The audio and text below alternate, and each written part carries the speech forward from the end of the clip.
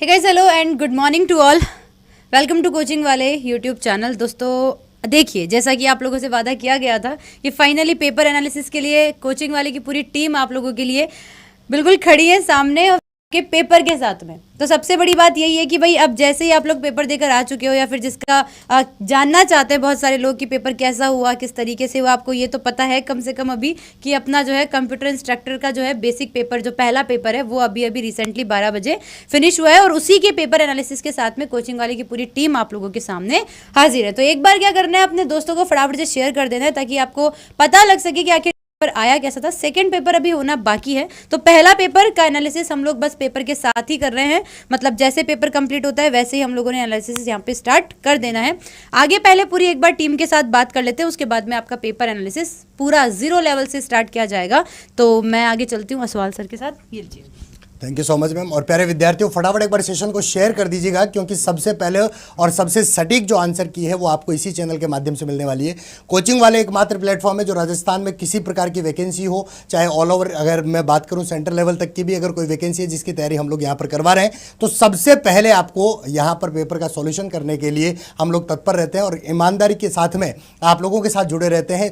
शुरू से लेकर लास्ट तक आप लोगों की तैयारी में लगे रहते हैं। जैसे कि आपको मॉक टेस्ट करवाया, उससे पहले बेसिक क्लासेस दी और अब उसके बाद में जैसे पेपर हो रहा है तो पेपर के साथ साथ ही हम एनालिसिस भी आप लोगों को सबसे पहले प्रोवाइड करवा रहे हैं। तो आपकी नैतिक जिम्मेदारी इतनी सी बनती है कि फटाफट सभी लोगों को जोड़ दीजिए। जितने प्यारे विद्यार्थी पेपर देकर आ चुके हैं उन सभी तक ये बात पहुंच जानी चाहिए कि आपका पेपर का सॉल्यूशन बस कुछ क्षणों में आपके सामने स्टार्ट होने वाला है। और पेपर का लेवल कैसे रहा है, किस टाइप का रहा है, सभी बातों को लेकर अपन हाजिर होंगे क्योंकि अभी तक हमने भी पेपर को नहीं देखा है। पेपर जस्ट पीछे आया हुआ है, पेपर को देखेंगे, आपके सामने सॉल्यूशन होगा, जो कुछ होगा सब आपके सामने होगा, पारदर्शिता के साथ होगा और पेपर को देखते हुए चलेंगे कि किस प्रकार का लेवल है। और कल का जो एग्जाम होगा, क्योंकि 2 दिनों में एग्जाम है, तो कल जो एग्जाम होगा वो उसका लेवल क्या रहेगा वो भी थोड़ा सा एक आइडिया लग जाएगा कल वाले एस्पिरेंट्स के लिए। और प्यारे विद्यार्थियों, अभी तक केवल एक पेपर हुआ है, आपका पहला पेपर, और जो आपका सब्जेक्टिव पेपर है वो आपका दूसरा पेपर जो होना है वो बाकी है। तो यहाँ पर पहला पेपर जो कॉमन पेपर होता है उस कॉमन पेपर का सॉल्यूशन अपन करने के लिए पूरी टीम के साथ में तैयार है। और एक बार बात कर लेते हैं, और भी हमारे साथ में सर जुड़े हुए हैं। तो सबसे पहले उमेश सर से बात करते हैं और उमेश सर से राय जानते हैं कि अब ये जो बच्चे तैयारी कर रहे हैं उनको आगे किस तरीके से चलना चाहिए और पेपर का जो लेवल है वो जैसे ही अपन देखेंगे तब पता लग ही जाएगा। तो क्या कुछ आप कहना चाहेंगे सर? Thank you sir. जैसा कि फ्रेंड्स आपको पता है कि फर्स्ट शिफ्ट का पहला पेपर हो चुका है और दोस्तों अभी पेपर आ चुका है। हम पूरी तरीके से अच्छी तरीके से उसका एनालिसिस करेंगे। आपको पता है कि सबसे पहले ऑथेंटिक जो एनालिसिस किया जाता है वो सबसे पहले और सबसे सटीक और सबसे ऑथेंटिक एनालिसिस हमारे द्वारा किया जाता है। और बिल्कुल, तो जिस तरीके से क्वेश्चन आए हैं हम आपको बताएंगे। अगली शिफ्ट का यानी कि कल जो पेपर होगा उसके आपको पता चल जाएगा कि हमें किस तरीके से तैयारी करनी चाहिए। ठीक है, तो ये पहला पेपर है जिसका हम अभी जस्ट एनालिसिस करेंगे और आपको बताएंगे कि किस तरीके के प्रश्न आए हुए हैं जिससे आपको कल हेल्प मिलेगी, उसमें मदद मिलेगी। ठीक है फ्रेंड्स, बिल्कुल। अब मैं नागेश्वर सर है वो बिल्कुल, जो अब हमारे पास पेपर आ चुका है, बस हम अब इसका एनालिसिस है वो स्टार्ट करने ही वाले हैं। और इस एनालिसिस में आपको बिल्कुल ऑथेंटिक आंसर हैं वो दिए जाएंगे और आपको बताया जाएगा कि लेवल क्या है। ठीक है, पहले भी सर बता चुके हैं कि इसको एनालिसिस से हमें पता चल जाएगा कि कल का पेपर कैसा आएगा, थोड़ा सा हमें अनुमान लग जाएगा। ठीक है, हेलो सर। अब बात कर लेते हैं अपन यहाँ पर आपके अपने चहते यश सर से भी और बात करते हैं कि सहवाग सर की रणनीति क्या है इस पेपर को लेकर और कैसा लेवल रहा है। ये तो अपन देखने के बाद ही पता चलेगा क्योंकि पेपर अभी तक हमने भी नहीं देखा है, पीछे खोला जरूर है, उसको स्टार्ट करेंगे एनालिसिस के साथ में। तो पहले बात कर लेते हैं यश सर से एक बार। सब पहले शेयर कर दें, शेयर कर दीजिए बेटा फटाफट जल्दी से एक बार। हाँ भाई, और फटाफट शेयर करो। ठीक है, अच्छा आज हमारे फैजल साहब भी आ गए हैं, ये भी घायल हो गए थे। ठीक है ना, चलो तो अनुदेशक का पेपर था सर आज। हाँ जी, ठीक है, बेहतरीन पेपर हुआ होगा, बहुत जबरदस्त हुआ होगा। ठीक है, बिल्कुल बढ़िया। तो रणनीति बताओ सर, तो रणनीति किस तरह की बताओ सेकंड शिफ्ट की? हाँ। तो पेपर देख लें एक बार, हम फिर रणनीति बताएंगे। ठीक है ना, पेपर देख लें सर आपने? पेपर अभी देखा ही नहीं। हाँ, तो पेपर बिना देखे रणनीति कैसे बताएंगे? अब देखेंगे, डायरेक्ट सॉल्यूशन ही करेंगे, है ना? हाँ। बिल्कुल। हाँ शेयर पहले एक बार फटाफट से एक बार फटाफट शेयर कर दो बेटा, क्योंकि अब रीजनिंग का सॉल्यूशन सबसे पहले स्टार्ट करूंगा मैं, और आप सभी के साथ में बना हुआ हूं, तो जल्दी से एक बार बन जाए और फटाफट सेशन को शेयर करते रहें। और रीजनिंग का सॉल्यूशन अपन देखने वाले हैं कि रीजनिंग के क्वेश्चंस कैसे आए, कौन कौन से टॉपिक से क्वेश्चन आए। जैसे कि मैंने पहले भी बताया था जब मैंने आपके लिए एक मैराथन सेशन लेकर आया था कि यहाँ पर आपके कथन निष्कर्ष से क्वेश्चन पूछे जाएंगे, और मैंने आपको बताया था कि सीरीज टेस्ट से पूछे जाएंगे, और साथ ही साथ आपके डायरेक्शन से भी क्वेश्चन बनते हैं। तो वो तमाम प्रकार के क्वेश्चन अपन देखते हैं कि क्या क्या क्वेश्चन तो पेपर में आए। हालांकि मेरा अनुमान जो था वो कहां तक ठीक रहा है ये भी अभी आपको पता लग जाएगा, क्योंकि वो कहा जाता है कि हाथ कंगन को आरसी क्या और पढ़े लिखे को फारसी क्या। तो सीधी सी बात, नो बकवास, सॉल्यूशन के ऊपर चलते हैं और जल्दी से सेशन को शेयर करते रहिएगा। अब पेपर का सॉल्यूशन आप सभी के सामने स्टार्ट करने जा रहा हूं और देखते हैं कि पेपर में क्या कुछ नया आपको देखने को मिलेगा। तो सबसे पहले देखिए बच्चों, यहां पर ये आपके जीके के क्वेश्चंस हैं, और जीके क्वेश्चन पे तो अपने आप कुछ कह ही नहीं सकते हैं, लेकिन रीजनिंग के क्वेश्चन अपन स्टार्ट करेंगे। और रीजनिंग का क्वेश्चन कहां से किस तरीके से आ रहा है तो एक बार देख लेते हैं, और कैसे कैसे पेपर आपका रहा है वहीं से अपन बात करेंगे। देखिए, तो यहां पर आप एक बार फटाफट सेशन को शेयर कर दो, क्योंकि पेपर आप सभी के सामने खोल चुका हूं, और रीजनिंग के क्वेश्चंस की प्रतीक्षा मेरे को भी है और आपको भी होनी चाहिए कि किस तरीके के आपके क्वेश्चंस बन रहे हैं और आगे की शिफ्ट में कैसी आपको तैयारी करनी है, ताकि आपके जो क्वेश्चन है वो आपके अच्छे से हो जाएं, क्लियरली हो जाएं, और आप लोग एक अच्छे से जो लेवल पे है उसको अचीव कर पाएं। तो फटाफट एक बार सेशन को शेयर कर दो, आगे चल रहे हैं अपन, जल्दी से फटाफट आ जाएं एक बार और सेशन को शेयर करते रहें। क्वेश्चन नंबर कहाँ से एक बार कोई बता देगा टीम से, एक बार रीजनिंग के कहाँ से स्टार्ट हो रहे हैं? 44, 49 और ये चल रहा है भैया, हाँ अब कुछ कहीं से दिखाई दे रहा है, 50 से चल रहा है, 51 से है ना, 51 से स्टार्ट करेंगे अपन, और 51 से ही अपन सॉल्यूशन देखना शुरू करते हैं कि क्या कुछ पेपर में क्वेश्चंस आपके रीजनिंग के देखने को मिल रहे हैं। और यहाँ पर पहला क्वेश्चन आपको दिखाई दे रहा होगा, एक बार टेक्निकल टीम से अनुरोध है कि एक बार देख लीजिएगा विजिबिलिटी है क्या यहाँ पर, है ना, क्योंकि अब पेपर का सॉल्यूशन अपन कर ही रहे हैं तो डायरेक्टली यहाँ पर आंसर करेंगे, और किस टाइप के क्वेश्चंस आपको देखने को मिल रहे हैं वो भी अपन बात करते हैं। सबसे पहला क्वेश्चन 51 पर आपको देखने को मिला, Q multiply by M. Q multiply by M को यहाँ पर बोला गया है 13 multiply by 17। Q multiply by M को क्या बोला गया है? 13 मल्टीप्लाई बाई 17। और आगे आपसे पूछा है कि D मल्टीप्लाई बाई एच को क्या कहा जाएगा। एक कोडेड रिलेशन आपको दिया हुआ है, और उस कोडेड रिलेशन की बात करें तो Q का जो क्रमांक होता है, Q का जो क्रमांक है वो कितना है? 17 है। M का जो क्रमांक है वो कितना है बेटा? 13 है। इसलिए इसको क्या लिखा है? उल्टा लिखा है, 13 मल्टीप्लाई बाई 17। क्लियर है? सेम यहां पर बात करेंगे डी और एच की, तो डी का क्रमांक आपका 4 है, एच का क्रमांक 8 है, तो यहां पर इसको भी अपोजिट लिख देंगे, तो 8 इंटू 4 इसका करेक्ट आंसर होगा प्यारे विद्यार्थियों। 8 इंटू 4 यहां पर ऑप्शन नंबर सी में आपको दिखाई दे रहा था, तो इसका करेक्ट आंसर आपका क्या होगा? सी होगा। कोडेड रिलेशन आपको दे रखा था, नंबर्स पे डिपेंडेंट था, अल्फाबेट के जो नंबर्स हैं, क्यू का नंबर कौन सा होता है? 17 होता है, एम का नंबर 13 होता है, तो 13 मल्टीप्लाई बाई 17 दे रखा है। इसी टाइप से डी इंटू एच की बात करें तो डी का क्रमांक 4 है, एच का क्रमांक 8 है, तो 8 इंटू 4 यहां पर होगा। चलिए नेक्स्ट क्वेश्चन के ऊपर चलते हैं, अगला क्वेश्चन देखते हैं यहां पर, और अगला क्वेश्चन किस तरीके से आपसे पूछा गया है। चलिए अगले क्वेश्चन पे आते हैं, और नेक्स्ट क्वेश्चन आपको दे रखा है कहां पर? 52 की बात कर लेते हैं। 52 कहां है भैया? आ जाओ। देखो, राजू के पिता की आयु राजू की आयु से 3 गुने से 5 वर्ष अधिक है, तो राजू के पिता की आयु 44 वर्ष है, तो राजू की आयु क्या होगी? सिंपल सी बात, बहुत इजी सा क्वेश्चन आपको दे रखा है। राजू के पिता की आयु राजू की आयु के 3 गुने से 5 वर्ष अधिक है। सपोज राजू कितने का? x है, तो x का 3 गुना हो गया 3x। 3x से 5 वर्ष ज्यादा कौन है भैया? राजू के पिताजी, जिसकी आयु कितनी दे रखी है? 44 दे रखी है। 44 से यहां पर माइनस कर देंगे 5 को, तो अपने पास में कितना बन जाएगा? 3x बराबर 39 बचेगा, तो x की वैल्यू आपके पास आएगी 13। यहां पर 13 वर्ष आपकी किसकी आयु होगी बेटा? राजू की आयु की, ऑप्शन ए के अनुसार। ऑप्शन ए यहां पर करेक्ट आंसर है। राजू की आयु कितनी है? 13 वर्ष है। चलिए नेक्स्ट क्वेश्चन पे आते हैं। अगला 53 आपको दे रखा है, यहां पर आपको कोड दे रखा है दिल्ली के लिए। एज इट इज क्वेश्चन उठ के आया, कोडिंग डिकोडिंग की क्लास अगर आपने देखी है तो एज इट इज क्वेश्चन है बेटा ये। यहां पर इसको चेंज भी नहीं किया, यहां पर DELHI दिल्ली को लिखा हुआ है, CC और IDD लिखा हुआ है। सिंपल सी बात है कि देखिए बच्चों, यहां पर 4, 5 और यहां पर 9 और इसके 4, 5 और यहां पर दे रखा आपको 12। 4, 5 और कितना दे रखा बेटा? 12 दे रखा है। और 12 के बाद में बात करेंगे तो 8 और यहां पर 9 दे रखा है। 3, 3, 9, 4, 4। कहने का मतलब -1 है, यहां पर -2 देखेंगे, यहां -3 देखेंगे, -4 और यहां पर -5। 1, 2, 3, 4, 5 माइनस किया गया है। ठीक है, सेम टाइप से साइट को लिखा हुआ है, साइट में भी आप देखेंगे तो यहां पर भी -1, 2, 3, 4, 5 लिखा हुआ है। तो बॉम्बे की बात करें, यहां पर बॉम्बे का कोड आपसे पूछा है, यानी कि क्रमागत रूप से अपने को घटाना है, 1 2 3 4 5 6 घटाते हुए चलेंगे तो यहां पर आपको बॉम्बे का कोड मिल जाएगा BOMBAY। यहां पर आप घटाएंगे 2 15 14 और 13, 2 1 और 25। सबसे पहले -1 करिए तो पहला अक्षर आएगा 1, और -2 करेंगे तो 13वां अक्षर आपके पास होगा M, -3 करेंगे तो 10वां अक्षर आपके पास होगा J, -4 करेंगे तो बेटा 28 में से 26 अक्षर 27वां है, 28वां B होगा, 28 -4 करेंगे 24वां अक्षर होगा X, और इसके बाद में बात करेंगे 27 में से 5 माइनस करें तो 22वां अक्षर V, और यहां पर -6 माइनस कर दें तो 19वां अक्षर आपका होगा S। यहां पर आपका अक्षर जो कोड होगा वो क्या बनेगा, AMJXVS, AMJXVS, जो कि आपका option number A he correct था।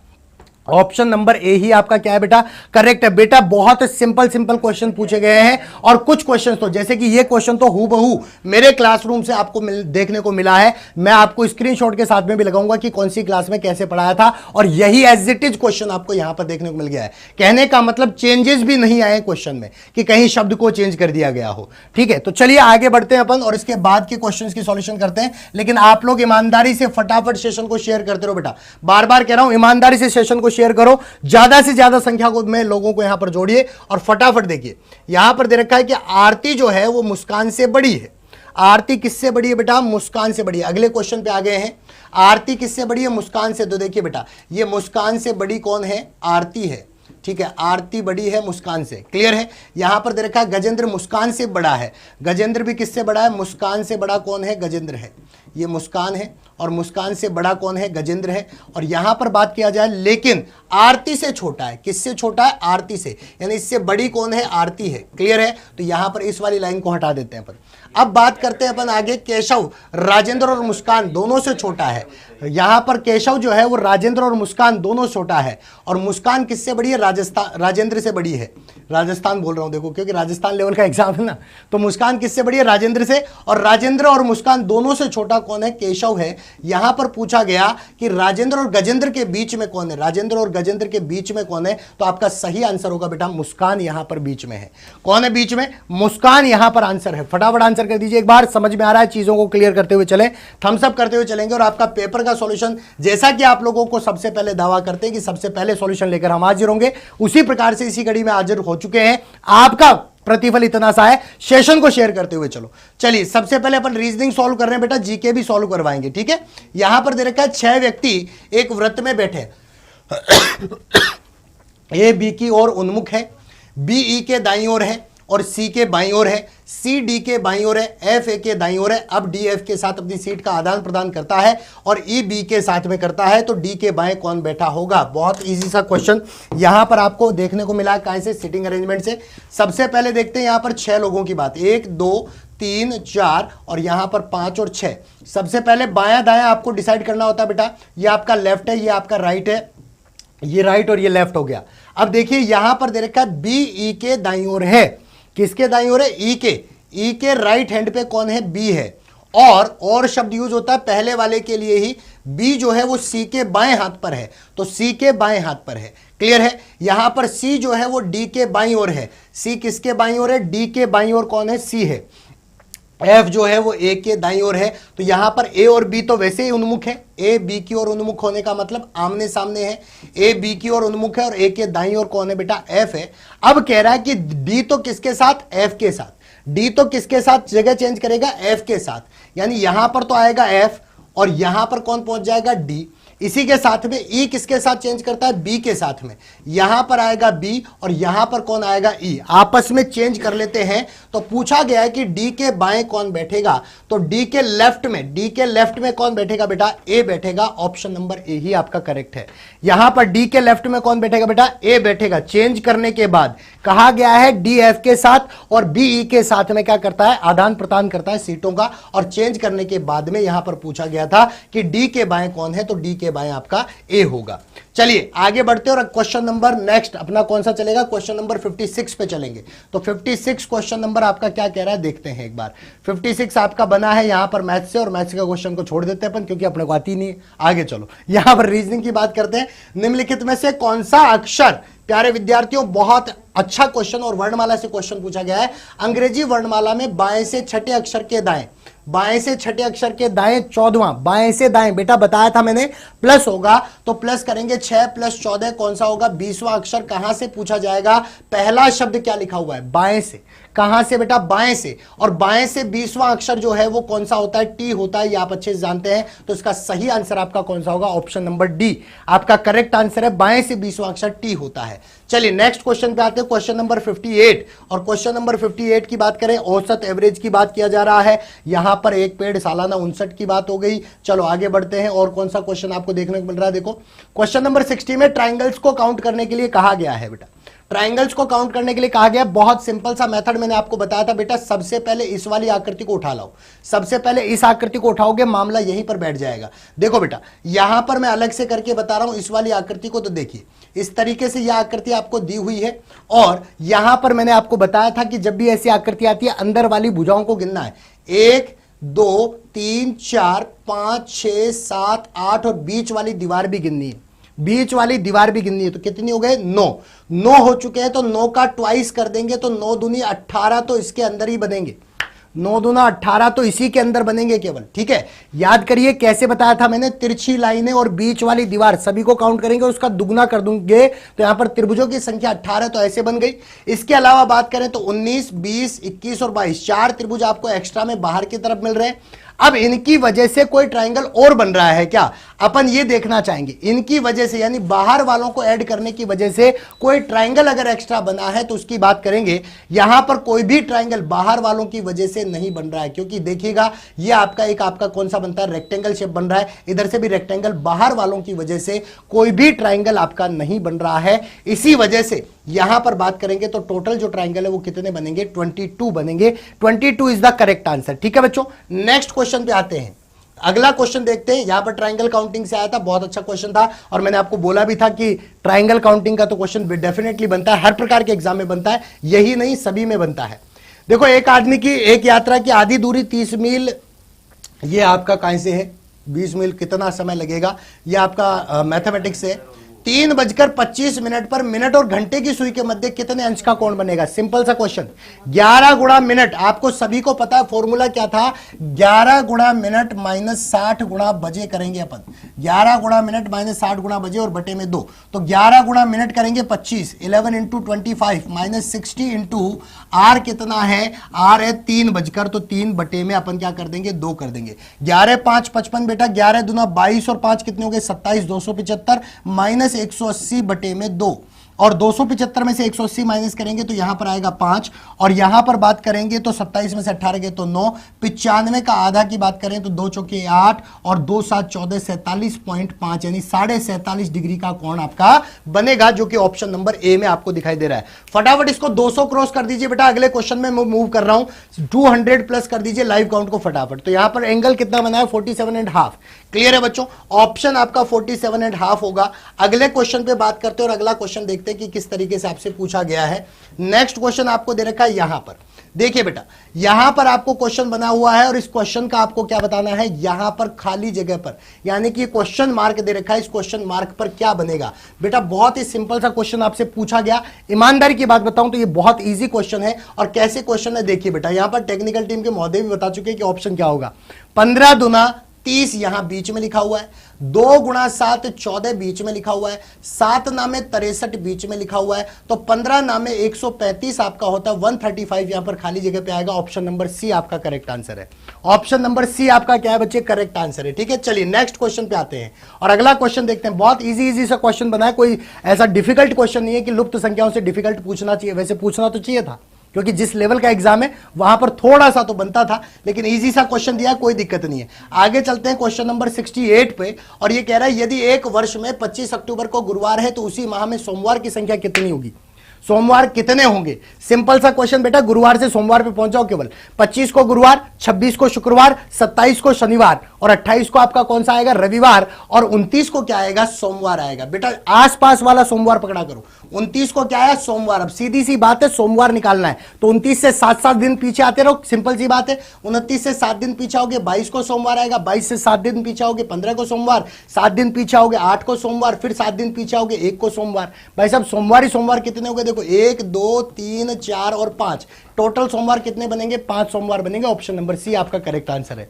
ठीक है, तो यहां पर 5 सोमवारों की संख्या आपकी बनेगी 29 को, अगर सोमवार पड़ रहा है। चलिए नेक्स्ट क्वेश्चन पे आते हैं। और अगला क्वेश्चन क्या कह रहा है? देखिए यहां पर कह रहा है कि विषम का पता करो, कौन सा अलग है उसका पता करो।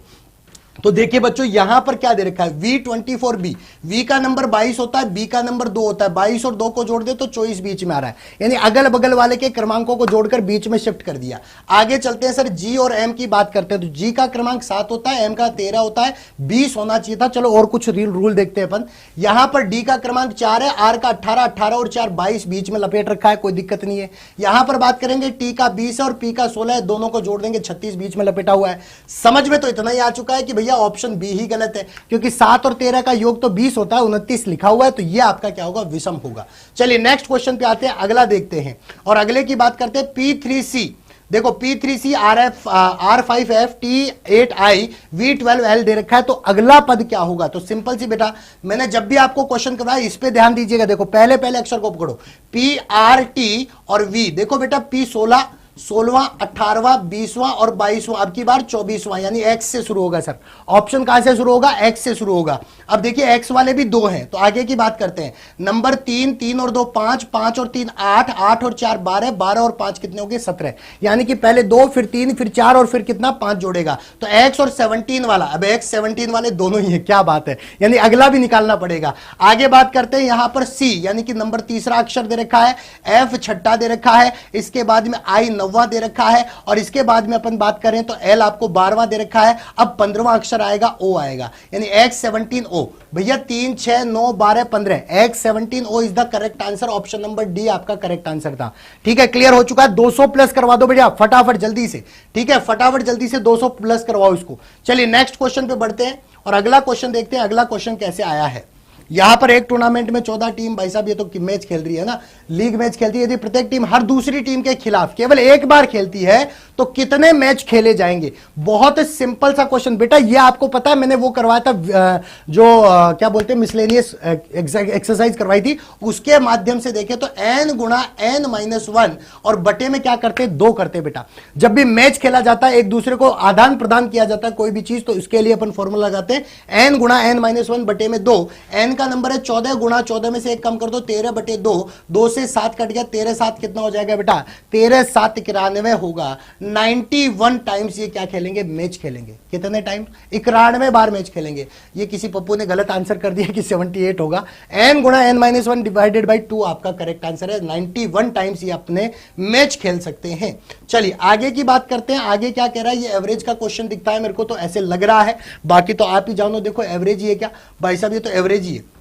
नहीं, ये तो भाई साहब गणित का क्वेश्चन है। 120 विद्यार्थी गणित इतिहास पढ़ते हैं, फलाना ढिकड़ा पढ़ते हैं, कितने प्रतिशत ज्ञात कीजिए। प्रतिशत अपने को नहीं आती है ना। इधर देखो, यहां पर बात करते हैं। निम्न प्रश्न में दी गई 4 क्रमांकित ABCD आकृति में से 3 एक निश्चित तरीके से समान है, एक जैसी है, और हमें किसको यहां पर चुनना है? वह आकृति चुनो जो 3 आकृति से अलग हो, इन तीनों आकृतियों से अलग हो। सबसे पहली बात तो देखो, आकृति में पॉइंट सब में लगा हुआ है। ठीक है साहब, अब पॉइंट लगा हुआ है तो पॉइंट के साथ में अपने को यह देखना है कि कहां पर किस तरीके से पॉइंट को आगे शिफ्ट किया जा रहा है। तो देखिए बेटा, यहां पर यह पॉइंट लगा हुआ था और पॉइंट के दाएं हाथ पर, पॉइंट के दाएं हाथ पर, पॉइंट के दाएं हाथ पर, सभी में पॉइंट के दाएं हाथ पर क्या लगा हुआ है? एक ये रेखा लगी हुई है बाहर की तरफ, जबकि यहां पर पॉइंट के बाएं हाथ पर लगी है। तो ऑप्शन नंबर डी ही आपका क्या है? अलग है। ठीक है, पॉइंट के दाएं और पॉइंट के बाएं दो ही चीज यहां पर देखनी थी, क्योंकि पॉइंट तो आपका रिप्लेस किया गया है, मिडिल में था ही नहीं। तो पॉइंट के बाईं तरफ दे रखा है और बाकी सब में पॉइंट के दाएं हाथ पर दे रखा है। चलिए अगले क्वेश्चन पे मूव करते हैं। क्वेश्चन नंबर 74 क्या कह रहा है? क्वेश्चन नंबर 74 कह रहा है कि कोहरा दृश्यता है तो एड्स का क्या बनेगा? क्या बात है भैया, कोहरा का अपोजिट क्या दे रखा है? दृश्यता दे रखा है। तो एड्स के लिए आपका प्रतिरोध क्या होगा? ये एड्स एक प्रकार का वायरस है, मौत, स्वास्थ्य, है ना, तो यहां पर प्रतिरोधक क्षमता होगी इसके जस्ट अपोजिट। कोहरे को देखने को अपन दृश्यता कहते हैं, तो एड्स के अपोजिट क्या होगा, क्षमता प्रतिरोधक क्षमता होगी। चलिए नेक्स्ट क्वेश्चन पे आते हैं। अगला क्वेश्चन क्या कह रहा है कि एक घन की सभी फलकों को नीले रंग से रंगा गया है, इसमें समान आकार के 64 घनों को बांटा जाता है, तो कितने घनों की मात्र एक फलक रंगी है। यानी एक तरफ से रंगे घनों की संख्या आपको पता है कितनी होती है, 6 गुणा भागों की संख्या -2 का क्या करते हैं बेटा, स्क्वायर करते हैं। भाग कैसे निकालते हैं, कुल घनों का क्या लेते हैं, घनमूल लेते हैं। तो भाग बराबर 64 का क्यूब रूट कर दो, 64 का क्यूब रूट हो गए 4, 6 × 4 - 2 का स्क्वायर, 4 में से 2 गए 2, 2 का स्क्वायर 4, 4 को 6 से गुणा करेंगे 24। इसका सही आंसर ऑप्शन नंबर ए आपका करेक्ट है। ऑप्शन नंबर ए आपका क्या बच्चे, करेक्ट आंसर है। ठीक है, ये क्यूब एंड डाइस से आपको क्वेश्चन पूछा गया जहां पर क्यूब को अलग अलग कलर से रंगा जाता है। चलिए नेक्स्ट क्वेश्चन पे आते हैं। अगला क्वेश्चन क्या कह रहा है, अगला क्वेश्चन कह रहा है कि भाई साहब यहां पर आपको क्या करना है, यहां पर आपको बताना है कि किस तरीके से आपके ये संबंधित है और अगला यहां पर पद क्या आएगा।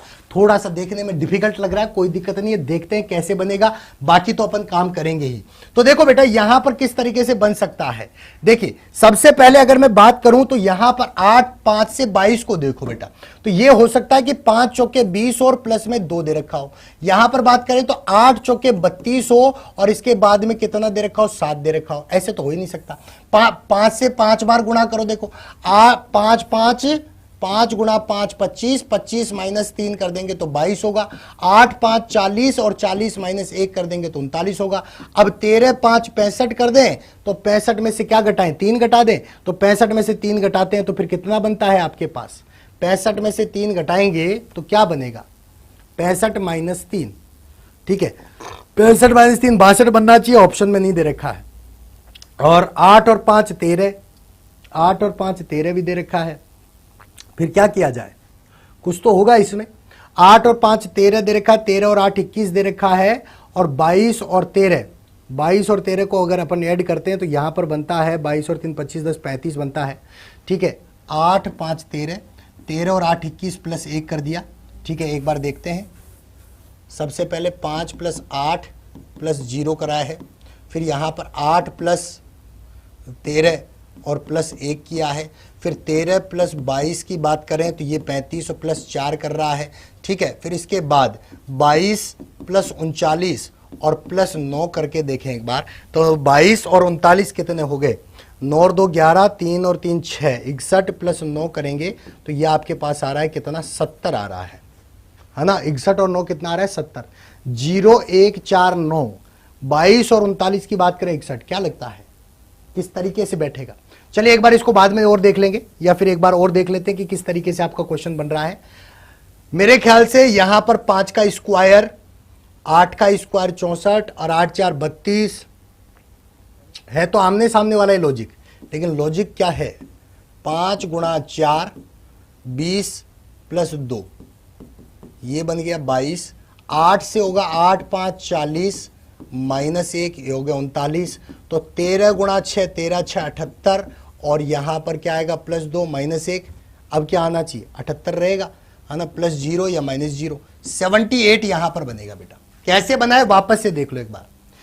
4 से गुणा, 5 से गुणा, 6 से गुणा, क्लियर। यहां पर 2 जोड़ा, 1 घटाया, 0 जोड़ेगा, यानी कि रिवर्स में 2 1 और 0, 2 1 और 0, है ना, डिफरेंट का डबल करके, है ना। और यहां पर भी देखें अपन, यहां पर भी अगर अपन देखना चाहें कि और कैसे बन सकता है, तो यहां पर 5 और 3 8, है ना, और 8 और 5 13, इन दोनों में भी अगर डिफरेंस भी देखें, एक तरफ से 78, और अगर इन दोनों में देखें तो 3 का डिफरेंस है, यहां पर 5 का डिफरेंस है, यहां पर बात करें तो 9 का डिफरेंस है, यहां पर बात करें तो कितने का डिफरेंस बन रहा है आपको, 17 का डिफरेंस बन रहा है। ठीक है, 3 5 9, 5 और 3 8 और 1 9, 9 और 5 14 और 3 17, 17 दूना 34। ठीक है, 3 दूना 6, 6 में से 1 घटा दिया 5, 5 दूनी 10 -1 कर दिया 9, 17 दूना 34, 34 -1 कर देंगे तो आपका 33 बनेगा। और 33 अगर यहां पर बनाते हैं तो 9 और 3 कितना हो गया, 12, 12 3 3 6 और 1 7, 72 आपका सही आंसर होगा, ऑप्शन नंबर ए। ठीक है, 72, बिल्कुल बिल्कुल भाई साहब 72, क्योंकि अगर अपन देखते हैं वहां पर +2 -1 और फिर +0, अगर रिवर्स वाला रूल लगाते हैं तो कहीं ना कहीं वो रूल आपका क्या होता है, गलत बनता है। कैसे बन जाता है कि जब आपका कोई रूल नहीं लगेगा तो आप रिवर्स में लगा सकते हैं, +2 -1 +0 रिवर्स में लगा सकते हैं, लेकिन अगला पद कैसे आएगा? जब अगर +0 जोड़ दोगे तो फिर आगे क्या घटाओगे आप? तो इस कंडीशन में आपको क्या करना है, देखो बेटा, इन दोनों के बीच 3 का डिफरेंस, इनके बीच 5 का, इनके बीच 9 का, यहां पर 17 का, तो यहां पर 33 का। कैसे? 3 के डिफरेंस का डबल करेंगे डबल करके -1, 3 दूना 6 -1, 5 हो गया, 5 दूनी 10 -1, 9 हो गया, 9 दूनी 18 -1 करेंगे तो 17 हो गया, 17 दूना 34 -1 कर देंगे तो 33 का डिफरेंस आपका बनेगा। चलिए नेक्स्ट क्वेश्चन पे आते हैं। क्वेश्चन नंबर यहां पर बोला गया है 81। निम्नलिखित आकृति को बनाने के लिए आवश्यक सरल रेखाओं की न्यूनतम संख्या बतानी है। तो बेटा सिंपल सी 1 2 3 और 4 तो ये बन गई। 4 के बाद में बात करेंगे 5 6 और ये 7 बन गई। 7 के बाद 8 9 और 10 हो गई। कितनी यहां पर रेखाओं की जरूरत पड़ेगी? केवल और केवल 10 रेखाओं की आवश्यकता पड़ेगी। केवल और केवल कितने रेखाओं की आवश्यकता पड़ेगी बेटा? 10 रेखाओं की आपको आवश्यकता पड़ेगी। क्लियर हो चुका है?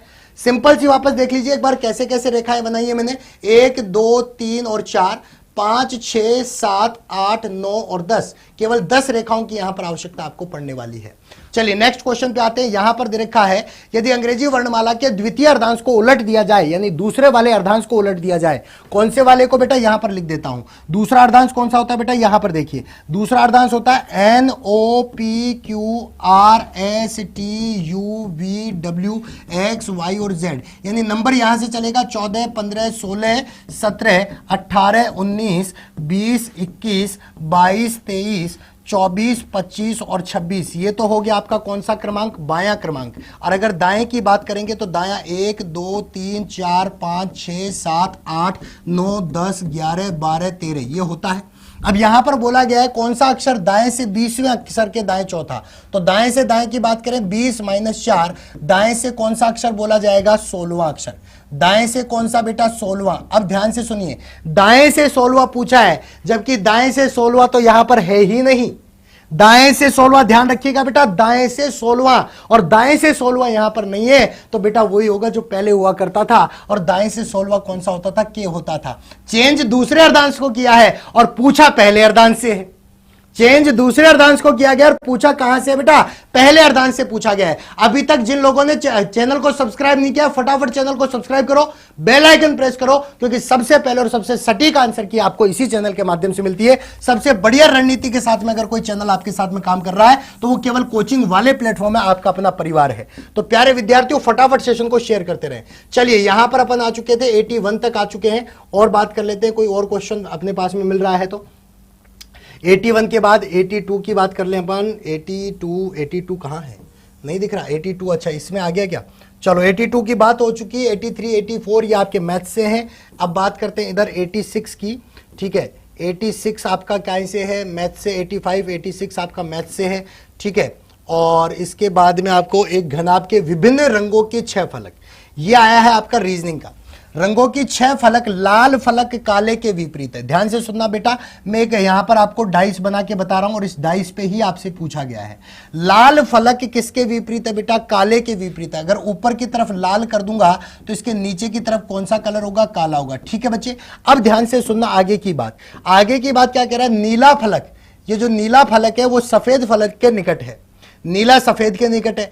अगर यहां पर नीला है तो ध्यान से देखिएगा, यहां पड़ोस में कौन होगा? सफेद होगा।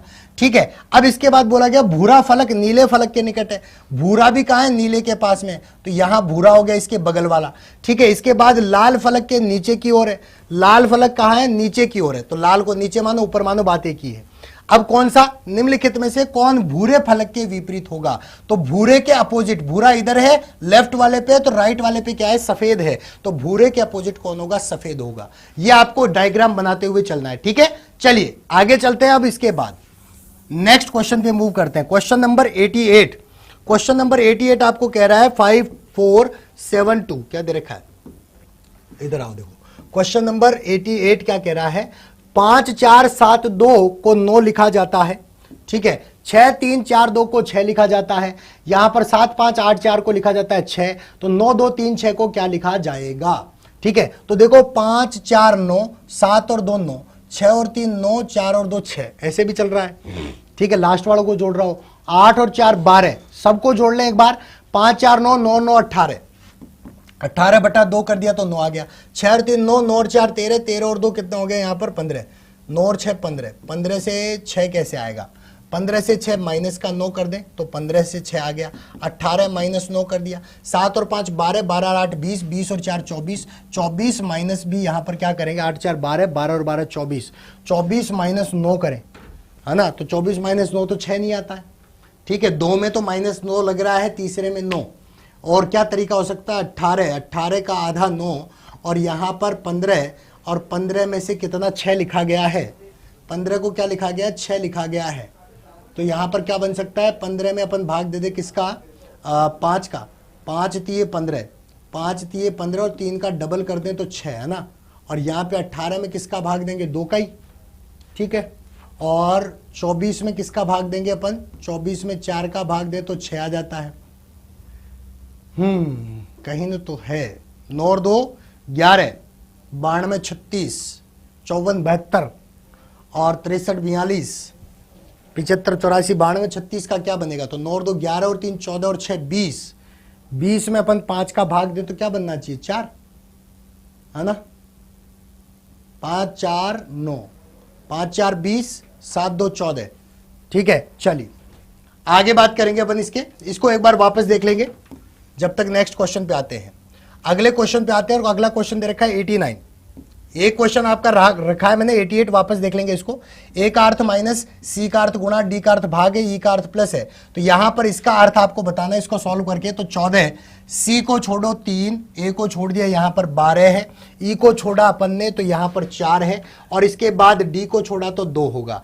सी की जगह तो क्या होगा, गुणा, ए की जगह माइनस, और यहां पर बात करें ई की जगह आपका प्लस, और इसके बाद में डी की बात करें तो डी की जगह आपका क्या होगा, भाग। सबसे पहले भाग 16 होगा तो यहां पर तो 2 आ जाएगा, प्लस 12 माइनस पहले गुणा 16 होगा तो 14 3 42, 42 में से 12 गए तो 30, और 30 और 2 कितने होंगे, 32। तो यहां पर ऑप्शन नंबर बी आपका करेक्ट है। ऑप्शन नंबर बी आपका क्या है बच्चे, करेक्ट है, ठीक है। ऑप्शन नंबर बी आपका करेक्ट है। क्लियर हो चुका है। अब बात करें अपन, हाँ अब बात करते हैं अपन आगे, यहां पर लास्ट एक दो क्वेश्चन, है ना। उस वेन आरेख को चुनिए जिनमें पुरुष पिता और चिकित्सक के मध्य संबंधों का सही रूप दर्शाता है। किस किस को, पुरुष पिता और चिकित्सक। तो ध्यान रखिएगा, यहां पर पिता जो है वो किसके अंदर आएगा बेटा, पुरुष के अंदर आएगा, और यहां पर से कुछ पिता और पुरुष क्या होंगे, चिकित्सक होंगे। इस टाइप से आपका ये डायग्राम बनेगा। यहां पर ऑप्शन नंबर सी करेक्ट होगा। सारे पिता क्या है, पुरुष है। सारे पिता क्या है बेटा, पुरुष है। क्लियर है। हाँ क्लियर हो चुका है क्या, जल्दी से बताओ। आगे चलें और आगे चलते हैं क्वेश्चन नंबर 91।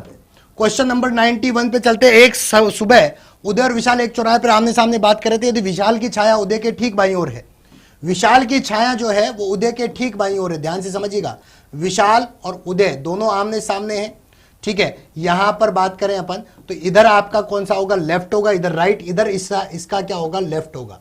जो परछाई है वो उदय के बाईं ओर है, तो उदय का बायां ये है। उदय के बाईं ओर को किसकी छाया है, विशाल की, और उदय की दोनों की एक ही तरफ होगी। सुबह के टाइम की बात कर रहा है, तो सुबह के टाइम पर जो परछाई है वो पश्चिम में बनती है। किधर बनती है, पश्चिम में। ये पश्चिम है तो ये पूर्व होगा, और जब पश्चिम पूर्व आपस में चेंज हो गए तो उत्तर दक्षिण भी आपस में चेंज होंगे। तो उदय तो उत्तर में देखता है, विशाल दक्षिण में देखता है। तो उदय का मुख किस दिशा में था, उदय का मुख किस दिशा में, उत्तर की ओर है। ऑप्शन नंबर सी आपका करेक्ट है। ऑप्शन नंबर सी आपका क्या है बच्चे, करेक्ट है। क्लियर है। चलिए नेक्स्ट क्वेश्चन पे बढ़ते हैं। अगला क्वेश्चन है ना, यहां पर ये मैथ्स का क्वेश्चन है। 92 93 की बात कर रहे हैं अपन। तो 93 में दे रखा है कि एक ग्राम में कितने चिकित्सक कार्यरत है, यह बताने के लिए कौन सा कथन सही रहेगा। तो प्रति 1000 ग्रामीणों पर एक चिकित्सक है। अब ग्रामीणों की संख्या पता हो तो चिकित्सक पता लगाएंगे। ग्राम में 20 वार्ड और प्रत्येक वार्ड में चिकित्सकों की संख्या कुल वार्डों के बराबर है। प्रत्येक वार्ड में चिकित्सकों की संख्या कुल वार्डों के बराबर है, यानी एक वार्ड में कितने हैं, 20 हैं, और यहां पर टोटल वार्ड कितने, 20 हैं। तो यहां पर इसी से यानी सेकंड वाले से ही बता सकते हैं। पहले वाले में तो जनसंख्या चाहिए होगी ग्रामीणों की जनसंख्या ही नहीं है, तो केवल सेकंड ही आपका क्या है, पर्याप्त है। टोटल जो यहां पर है 400 आपके चिकित्सक कार्यरत है। चलिए नेक्स्ट क्वेश्चन पे आते हैं। अगला क्वेश्चन क्या कह रहा है, अगला क्वेश्चन कह रहा है कि निम्न अनुक्रम में कितने तीन ऐसे हैं जिनके तुरंत पहले 6 और तुरंत बाद में क्या है, 9 नहीं आया है। तुरंत पहले 6 नहीं आना चाहिए, यानी 3 से पहले 6 वाले हटा दो और 3 के बाद 9 वाले। 639 को हटा दो, बाकी सब काउंट करना है। तो 639 को हटाओ, 639 को हटाना है बेटा, ध्यान रखिएगा। 639 को हटा दो और बाकी सब काउंट करना है। तो यहां पर कितने 3 ऐसे हैं? 937 एक तो, जिसके आगे 9 और पीछे 7 है, और यहां पर 936 जिसके आगे 9 और पीछे 6 है। ठीक है, यहां पर पहले 6 नहीं होना चाहिए और तुरंत बाद में 9 नहीं होना चाहिए। 639 को हटा दो, बाकी सब काउंट कर लो, तो आपके पास बचा केवल कितने? 2 ही बचे हैं। कितने बचे हैं? 2 ही बचे। क्लियर।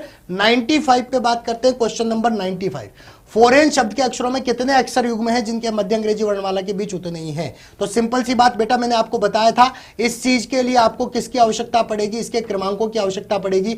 6, 15, 18, 5, 9 और 7 और 14। गिनते हुए चलो एक बार यहां से। 6, 7, 8, 9, 10, 11, 12, 15 से 16, 17, 18, 19, 20। 18 से बड़ा कोई है नहीं। 5, 6, 7, तो एक तो मिल गया आपको ईजी।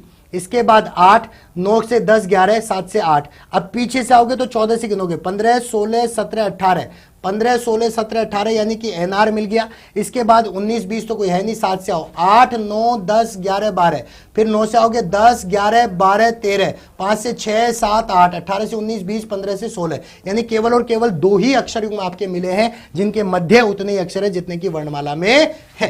क्लियर है। चलिए यहीं से उल्टा ले लेता हूं मैं, क्वेश्चन नंबर 100 को करवा देता हूं पहले। ठीक है, 95 का डायरेक्ट 100 करवा रहा हूं, फिर ऊपर चलते चलेंगे। 2880 की बात करें, इससे 480 कैसे आया है? तो सिंपल सी बात, 6 से भाग दिया है। 6, 8, 48, 6 चौके 24, 6, 8, 48, 480। 480 में यहां पर 5 का भाग दिया होगा, तो 5 नामे 45 और 3 बचेंगे। 5, 6, 30, 96 होना चाहिए, 92 गलत दे रखा है। और 96 में 4 का भाग देगा तो 24 आएगा। 24 में अगर 3 का भाग देगा तो 8 आएगा।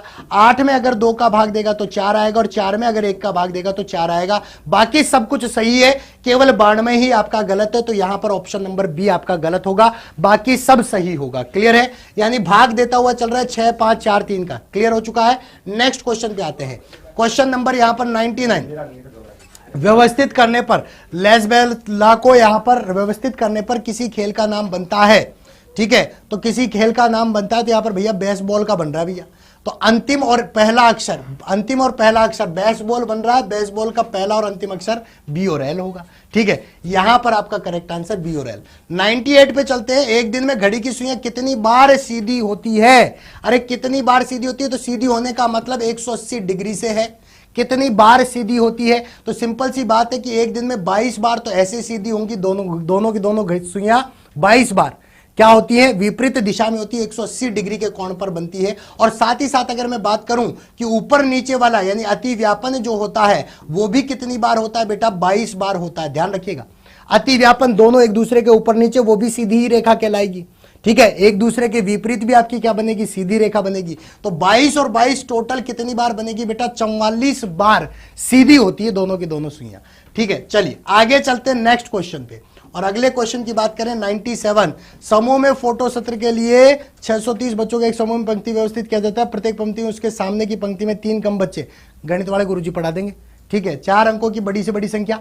आ जाओ, अब बात करते हैं यहां पर इस वाले क्वेश्चन की जो मैंने छोड़ा था लास्ट क्वेश्चन। बाकी रीजनिंग का पार्ट कंप्लीट हो चुका है।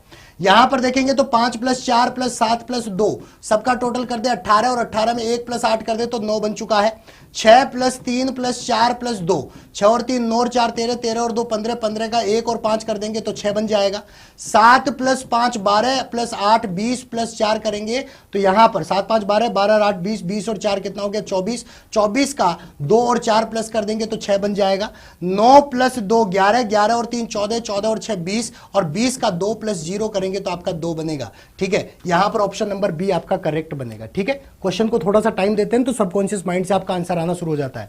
तो चलिए आज के लिए इतना ही, फिर मिलेंगे अपन अगले सेशन में। लेकिन उससे पहले बताना चाहूंगा कि अगला जो सॉल्यूशन है वो आपका हिस्ट्री का होने वाला है, और बिल्कुल आनंद के साथ में बने रहे और सेशन को शेयर करते रहे दबाकर, क्योंकि यस सर लेकर आ रहे हैं आपके लिए हिस्ट्री का सेशन जबरदस्त तरीके से। ठीक है, बहुत बहुत धन्यवाद sir. Thank you sir. Sir ऊपर इधर से अच्छा, इधर से करेंगे आजकल। अब यहाँ पे स्टार्टिंग अब सर आप ही खड़े रहो सर, ना पे ना मैं खड़ा रहूंगा। चलो इसको फ्रंट पहले वाले पे ले आता हूँ। अरे आगे भाई,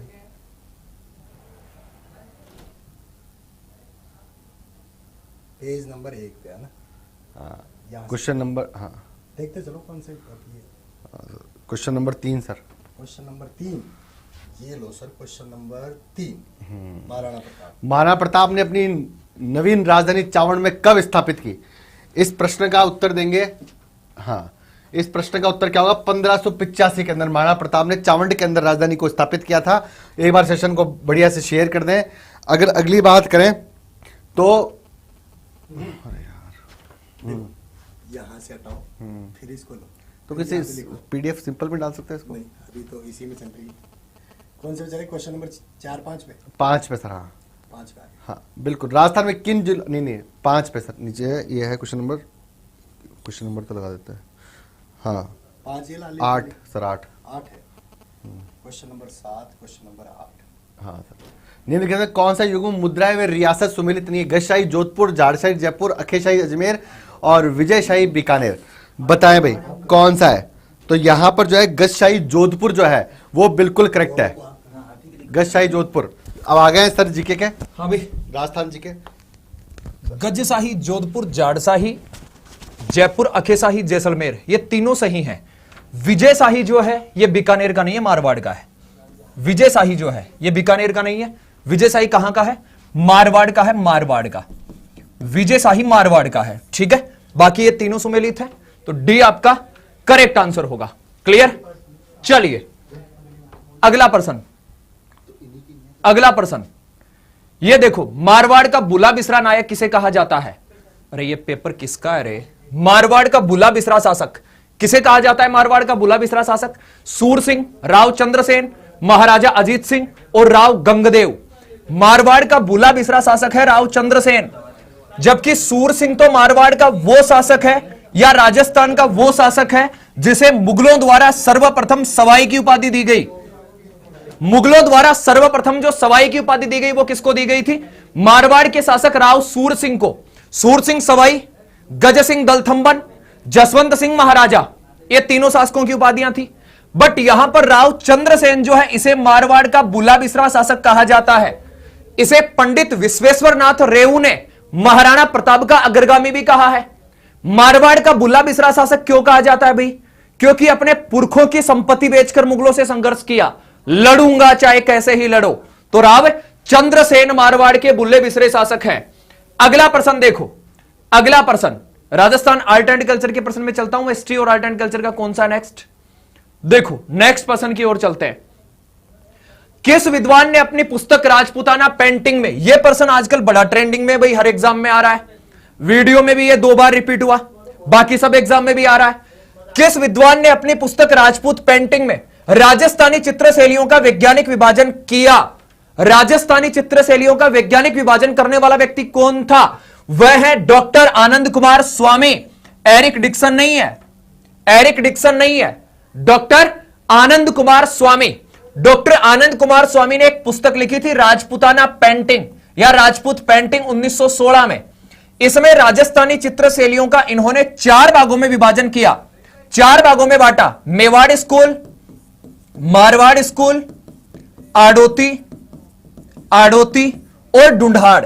क्षेत्र के हिसाब से मेवाड़, मारवाड़, आड़ोती और ढूंढाड़ 4 भागों में बांट दिया डॉक्टर आनंद कुमार स्वामी ने। याद रखना 1916 में इन्होंने राजपूताना पुस्तक लिखी, राजपूताना पेंटिंग लिखी है 1916 में। नेक्स्ट पर्सन देखो कौन सा है, नेक्स्ट पर्सन, नेक्स्ट पर्सन कौन सा है? हां भाई, निम्नलिखित में से कौन सा पुरातात्विक स्थल सुमेलित नहीं है? जोधपुरा जयपुर, सुनारी झुंझुनू, गिलंड राजसमंद, ओजियाना चित्तौड़गढ़। कौन सा सुमेलित नहीं है बताइए? इनमें से कौन सा सुमेलित नहीं है? जल्दी से बताइए, कौन सा युग्म सुमेलित नहीं है? बताओगे आप लोग? हां भाई, या नहीं बताओगे? ये तो एक सही कर रखा है भाई। हां,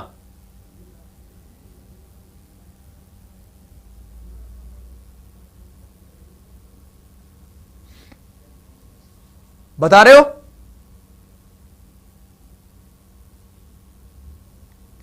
सुनारी झुंझुनू सही है।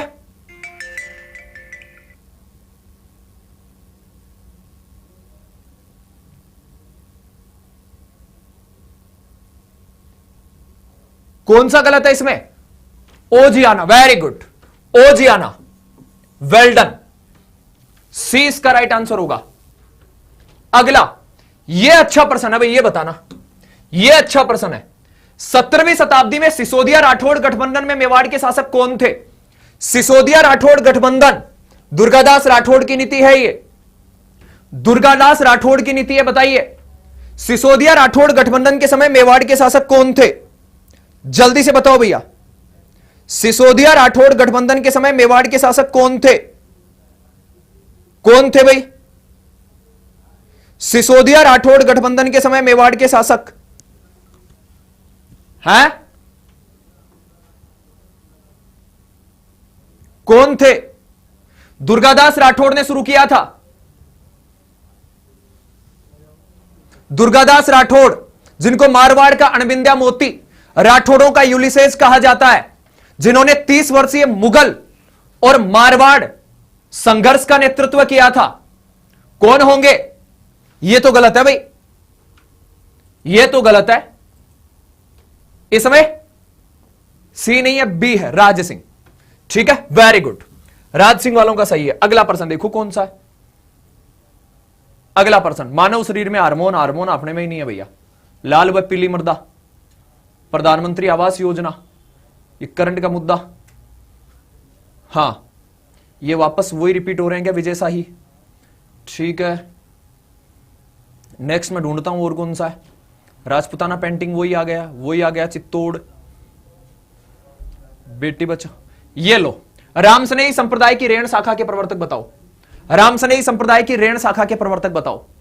संत हरिदास जी, हरिरामदास जी और दरियाव जी या संत रामचरण जी? कौन थे? बताओ कौन थे? एक लालदास जी भी संत थे क्या? लाल जी साधु ऐसा चाहिए जो धन कमा कर खाए, हृदय हरि की नौकरी पर घर कभी ना जाए, जिन्होंने पुरुषार्थ पर बल दिया। संत दरियाव जी, वेरी गुड। रेण शाखा के प्रवर्तक संत दरियाव जी हैं। रेण शाखा के प्रवर्तक कौन है? संत दरियाव जी है भाई। अच्छा प्रश्न, शानदार प्रश्न। क्या है? कूलय नामा ने, कूलय नामा में राजस्थान की कितनी भाषाओं का उल्लेख है? यह कूलय माला जो ग्रंथ है, यह लिखा किसने? उद्योतन सूरी ने। उद्योतन सूरी, उद्योतन सूरी ने लिखा। और यह ग्रंथ इन्होंने लिखा था, याद रखना, जालोर में। राजस्थानी भाषा का जो प्रथम प्रमाण मिलता है वो यहीं से मिलता है, यहीं से मिलता है। इन्होंने 18 देसी भाषाओं का उल्लेख किया था, 18 देसी भाषाओं का, 18 देसी भाषाओं का उल्लेख किया था।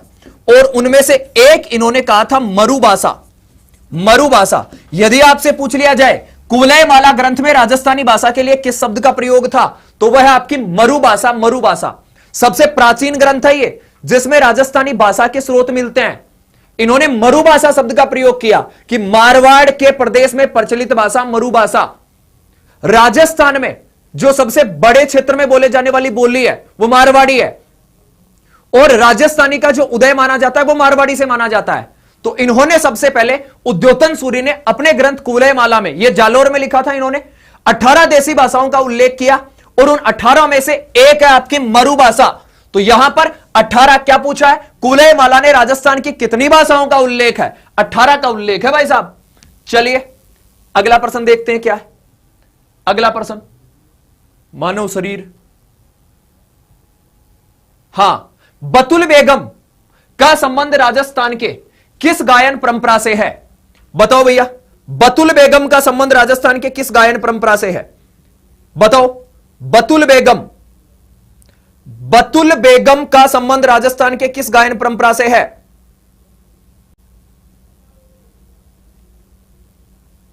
टेक्स्टबुक.com के अनुसार बताओ। बतुल बेगम मांड, गंधर्व, फड़ या फिर कबाली? जल्दी बताओ। बतुल बेगम,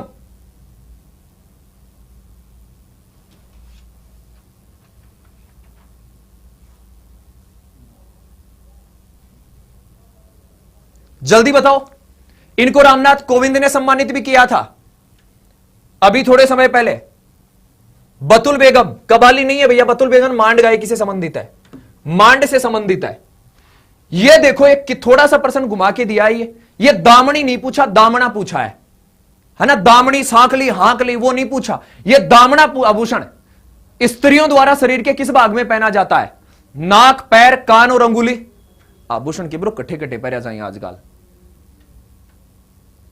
बताओ। और इस संख्या को 500 पहुंचाओ जल्दी से।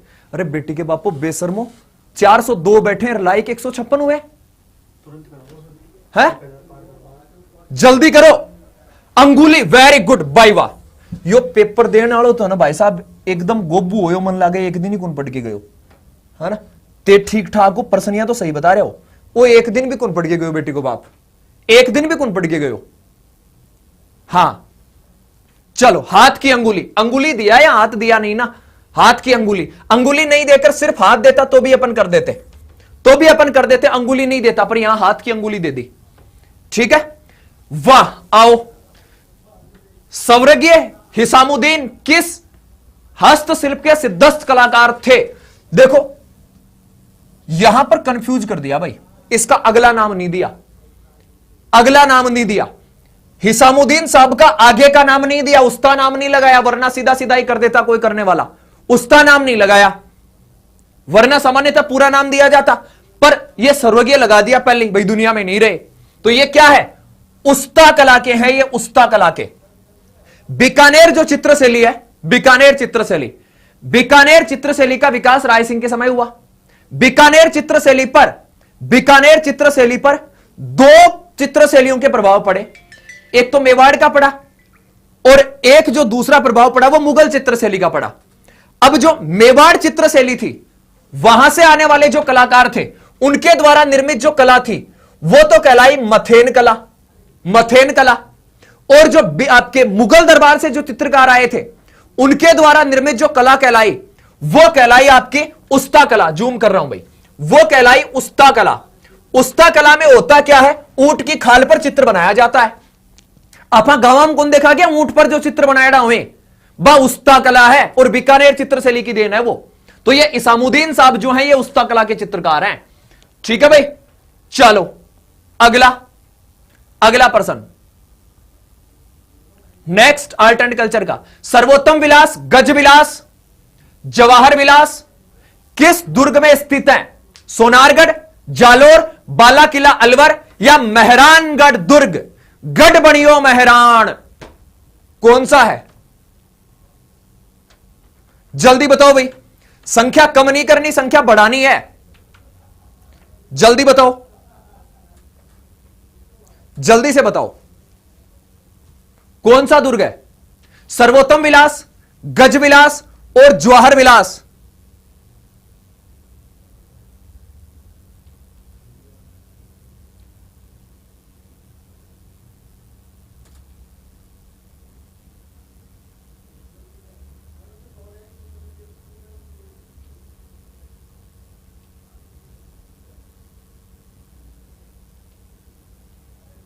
कौन से में?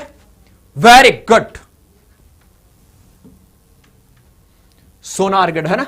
और एक जो जवाहर विलास महल है वो अलग से, अलग से आपके जैसलमेर में भी है, जैसलमेर में भी है, ठीक है। अगला प्रश्न, हवेली चित्रकला किस शताब्दी की देन है? कौन सी शताब्दी की देन है हवेली संगीत? हवेली संगीत जो मूल रूप से नाथ द्वारा का है, कौन सी शताब्दी की देन है भाई? हवेली संगीत, हवेली संगीत बताओ जल्दी से। लगभग किसके समय? नाथ द्वारा शैली का विकास किसके समय हुआ? राज सिंह के समय, है ना, राज सिंह के समय। तो यहां पर राजस्थानी चित्रशैली का सर्वाधिक विकास जो 18वीं शताब्दी में है, 18वीं शताब्दी में है। तो यहां पर आप 17वीं तो नहीं मानोगे भाई, 18वीं मानोगे, 18वीं शताब्दी, 18वीं मानोगे, हाँ 18वीं मानोगे। राजस्थानी चित्रशैली का सर्वाधिक विकास 18वीं शताब्दी है, ठीक है। चलिए अगला आर्ट एंड कल्चर का जो, हां ये बताओ भाई, ये ठीक ठाक सा प्रश्न है एक। राजस्थान की प्रसिद्ध लोक कला बेवाण है, बेवाण किसे कहते हैं भाई? बेवाण खादी के कपड़े पर, खादी के कपड़े पर लोक देवता के जीवन के चित्रों के माध्यम से प्रस्तुत करना, यह तो फड़ कहलाता है। कपाटों युक्त लकड़ी से निर्मित मंदिर नुमा आकृति, लकड़ी से निर्मित तलवार नुमा आकृति जिसका उपयोग रामलीला नाटक में किया जाता है। बताओ जल्दी से क्या है ये? बेवाण क्या है? बेवाण, हाँ भाई, बेवाण क्या है? बेवाण, बेवाण क्या है? जल्दी से बताओ, बेवाण क्या है? देखो ये तो फड़ है, फड़ है ये तो। लकड़ी से निर्मित सिंहासन जिस पर ठाकुर जी की मूर्ति को श्रृंगारित करके बैठाया जाता है, ठाकुर जी की मूर्ति को श्रृंगारित करके बैठाया जाता है, उसे बेवाण कहते हैं। क्या कहते हैं? बेवाण कहते हैं। बेवाण याद करो, सामान्यतः आप लोग यदि देखते हो तो किसी की डेथ के बाद 11 जो होता है उसके शाम को ठाकुर जी की मूर्ति लाई जाती है मंदिर से और उसको बैठा के पूजा किया जाता है ना, उसे कहते हैं बेवाण। क्या कहते हैं? बेवाण कहते हैं, बेवाण। हां, लकड़ी का देव विमान, वेरी गुड, ये भी कह सकते हो आप, लकड़ी का देव विमान। भाई वाह, टाबर हूं से यार, इनमें कोई संदेह को नहीं। ये खनीज आगा, खनीज अपना खुद का ही खराब ही। हां, ये बताओ भाई, करंट का मामला है, मुझे नहीं पता, आप बताओ। राजस्थानी साहित्य अकादमी 2021 राजस्थानी भाषा के लिए किसे दिया गया है? किसे दिया गया है? जल्दी बताओ, किसको दिया गया है ये?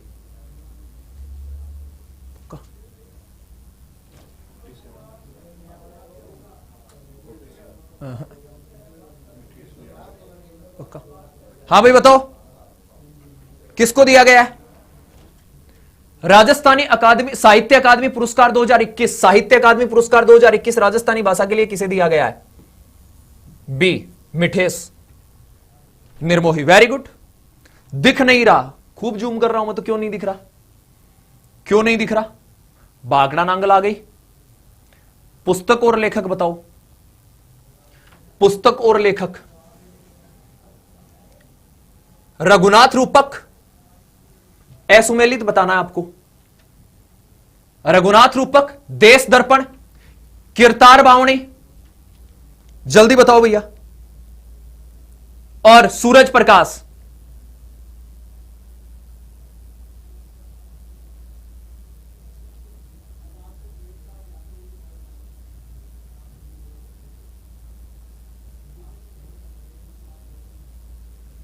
किरतार बावणी,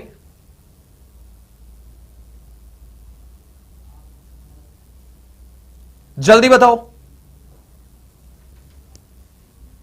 है सूरज प्रकाश तो सही है। किरतार बावणी किसकी है ये बताओ? किरतार बावणी होगा इसमें, किरतार बावणी, किरतार बावणी है ना। चलिए, राजीव गांधी फिटनेस, हां, कल्चर के ठीक पर्सन आए हैं, हार्ड नहीं आए ज्यादा। ये हो गया आपका बेवाण क्या है? डबल डबल रिपीट हो रहे हैं, वापस वही। बाई वाह, ये एक अच्छा पर्सन है। दिख नहीं रहा क्या आपको? राजस्थानी सेवा संघ, राजस्थानी सेवा संघ के संस्थापक कौन है भाई? है राजस्थानी सेवा संघ। दूसरा, देश हितैषी सभा, वीर भारत सभा, सर्व हितैषी सभा।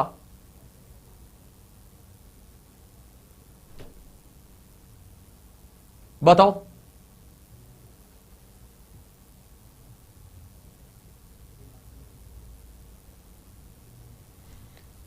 क्या होगा इसमें?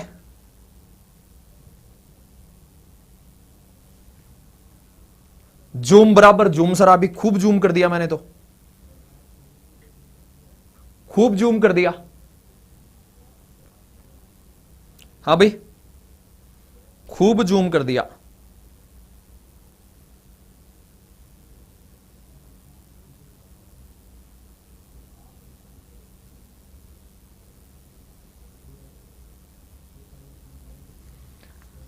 हाँ देखो, ऐसे प्रश्नों में क्या होता है, एक दो अपने को आते हैं तो काम हो जाता है ना। राजस्थानी सेवा संघ, अब राजस्थानी सेवा संघ से आपको सबको पता है, विजय सिंह पथिक, राम नारायण चौधरी, हरिभाई किंकर। तो देखो एक में ए होगा, अब एक में ए दो ऑप्शन में है, एक में भी और तीन में भी है।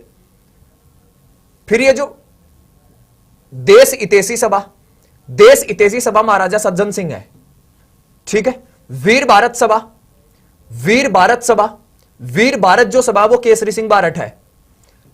आपके सर्व हितैषी सभा ये आपके स्वामी गोपाल दास है। तो सी आपका राइट आंसर होगा, सी होगा, सी आपका राइट आंसर होगा ना। ये दिख नहीं रहा आपको, टेलीग्राम पे जब आए तो देख लेना। अच्छा पर्सन है भैया, ये अच्छा पर्सन है।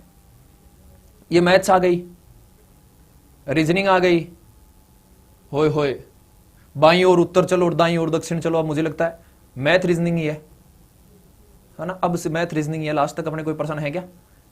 क्या ये एक गनाब अपने मतलब का ही नहीं है। अब ये मैथ रीजनिंग के पर्सन है भैया, अब ये मैथ रीजनिंग के ही पर्सन है। अब किसके पर्सन है? मैथ रीजनिंग के पर्सन है। वो आपको गुरुजी करवाएंगे। हाँ गुरुजी, हाँ। यदि आकाश को समुद्र कहा जाता है, समुद्र को पानी कहा जाता है, पानी को हवा कहा जाता है, हवा को बादल कहा जाता है और बादल को नदी कहा जाता है, तो प्यास लगने पर हम किसको पिएंगे? बाठा पिवांगा पास लगने पर। आपने समझ में आएगा है? मैथ्स वाला मामला अपने समझ में नहीं आता। अपन तो उस परंपरा में आते हैं कि रामलाल ने एक खेत को 10 दिन में जोता तो श्यामलाल कितने दिन में जोतेंगे। तो अपन तो ये कहते हैं भाई एक बार जब जुत लिया तो क्यों लगे हुए हो उसके। ठीक है, देखो ये गलत बात है आप लोगों की सरासर। 360 के आसपास लोग हैं गुरुजी, लाइक देखो क्या बात है साथियों। निवेदन रहेगा आप सभी का कि पहले क्लास को लाइक कर दो। आप देखो इतने साथी मेरे साथ जुड़े हुए हैं और अभी तक लाइक केवल और केवल आपने 200 लाइक किए हैं। तो आपसे निवेदन रहेगा कि आप ज्यादा से ज्यादा लाइक करो पहले। चलो, तो आज कुछ करंट के भी क्वेश्चंस है। तो सबसे पहले अपन करंट के क्वेश्चंस पर बढ़ेंगे। करंट के क्वेश्चंस कौन कौन से पूछे गए, जिसका भी वीडियो का एग्जाम है, जो देख रहे हैं कि वीडियो के एग्जाम देने वाले भी इस क्लास को देख रहे होंगे कि आगे किस प्रकार के करंट के क्वेश्चंस पूछे जाएंगे। तो आप एक बार आप करंट के क्वेश्चंस पर बढ़ते हैं।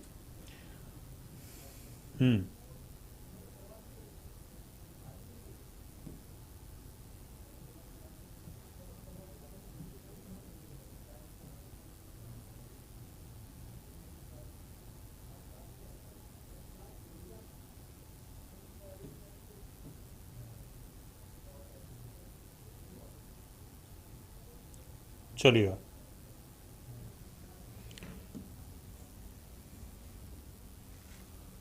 देखो पहला करंट का जो क्वेश्चन है वो है 7 नंबर क्वेश्चन। आपको दिखाई दे रहा होगा, जूम में कर देता हूं फिर से इसको।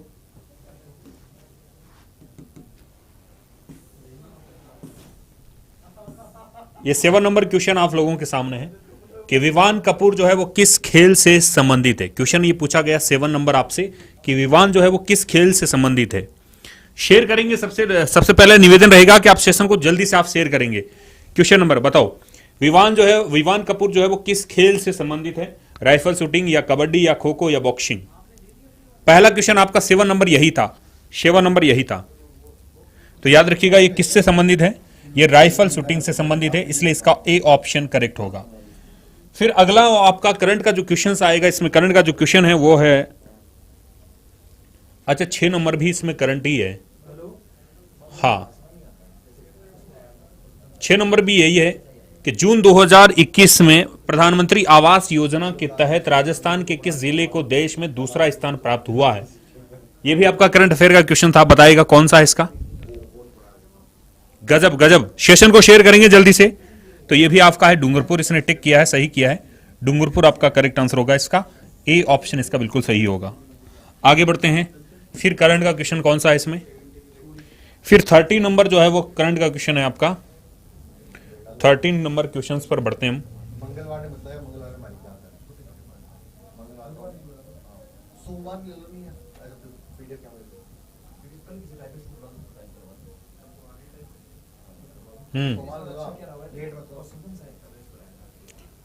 थर्टी नंबर क्वेश्चन आप लोगों के सामने इस प्रकार से है कि जनगणना 2011 के अनुसार राजस्थान में 0 से लेकर 6 वर्ष की आयु वर्ग है, उसमें न्यूनतम जो लिंगानुपात है वो कौन से जिले में था।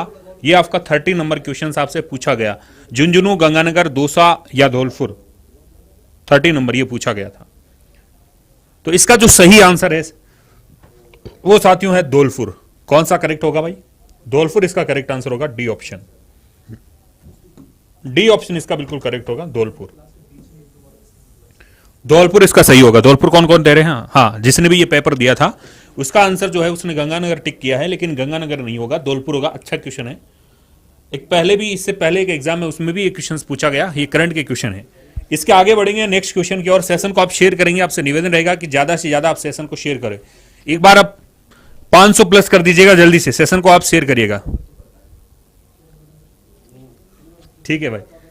आगे बढ़ते हैं। फिर आपका क्वेश्चन नंबर रहेगा 18। क्वेश्चन नंबर आपका फिर है 18 नंबर।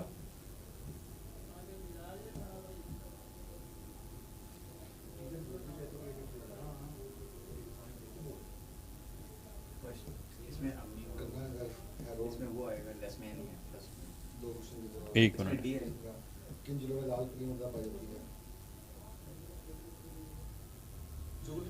देखो एक साइंस का क्वेश्चन ये भी आया है। मानव शरीर में किस हार्मोन को आपातकालीन हार्मोन कहा जाता है? मानव शरीर में एक ग्रंथि होती है अधिवृक्क, एड्रिनल ग्रंथि होती है, और उसी से निकलता है जिसको करो या मरो का हार्मोन्स कहते हैं। तो ये आपका एड्रिनिल है। इस जिसने साथी ने आंसर दिया है, इसका आंसर इंसुलिन दिया है, लेकिन इंसुलिन जो है वो अग्नाशय से निकलने वाला है। इसी की कमी से जो है वो मधुमेह होता है, जिसको क्या बोलते हैं? Diabetes mellitus. तो यहां पर करेक्ट आंसर ऑप्शन बी होगा आपका, एड्रिनिल जो होता है एड्रिनल, जिसको हिंदी में बोलते हैं अधिवृक्क ग्रंथि। तो यहां पर ऑप्शन बी आपका बिल्कुल करेक्ट हो जाएगा, ठीक है। नेक्स्ट क्वेश्चन करंट का आपका है, हम 18 नंबर ढूंढ रहे थे। चलो दूसरा स्थान हो गया है।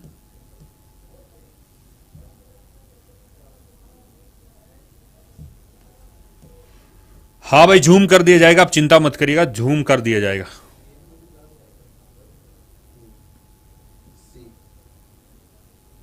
ओके, एक क्वेश्चन आपके सामने ये भी है, 80 नंबर क्वेश्चन। 80 नंबर क्वेश्चन है कि क्लोन किया जाने वाला पहला स्तनपायी था? मेंढक, भेड़, चूहा और बकरी। बताओ, और उस भेड़ का नाम भी बताना भाई। तो भेड़ होगा इसका, बी ऑप्शन करेक्ट जाएगा। चलो आगे बढ़ते हैं। फिर नेक्स्ट क्वेश्चन होगा आपका 19 नंबर। कौन सा राजस्थान का सबसे बड़ा तापीय विद्युत ग्रह है? यही है ना 19 नंबर?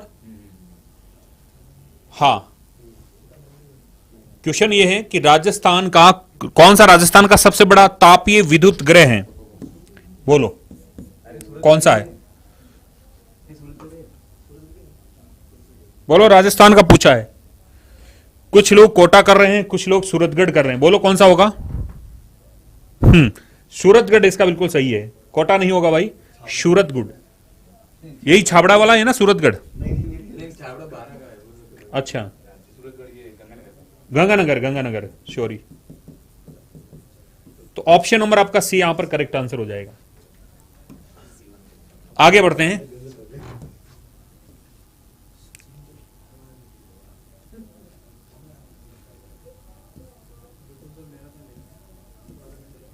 उसके बाद में आपका करंट का जो क्वेश्चन था वो है क्वेश्चन नंबर 21, 21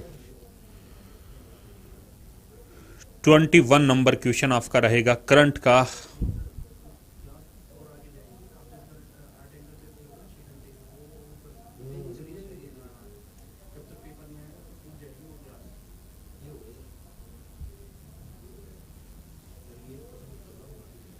वन मिनट।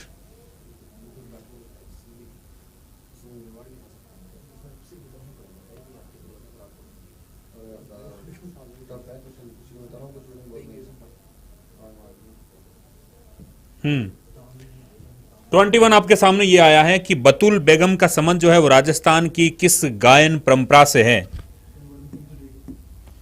तो ये शायद माड गायन से है। ए ऑप्शन इसका बिल्कुल सही हो जाएगा, ए ऑप्शन माड गायन से। कौन? बतुल बेगम। उसके बाद में नेक्स्ट क्वेश्चन रहेगा आपका करंट का, वो 22 नंबर है, कंटिन्यू है। 22 नंबर। 22 नंबर आपसे ये पूछा गया साथियों कि राजस्थान में बेटी बचाओ बेटी पढ़ाओ अभियान का जो ब्रांड एम्बेसडर है वो कौन है? बेटी बचाओ बेटी पढ़ाओ 22 नंबर क्वेश्चन आपसे ये पूछा गया, जिसका सही आंसर होगा आपकी अवनी लेखरा। इसने सारिका दिया है लेकिन इसका सही आंसर ऑप्शन बी होगा, अवनी लेखरा। बी ऑप्शन इसका सही होगा जिसने भी दिया था। ओके, 2 ऑप्शन इसका बिल्कुल करेक्ट है। और फिर आपका नेक्स्ट क्वेश्चन रहेगा क्वेश्चन नंबर 28 28 की ओर बढ़ते हैं हम।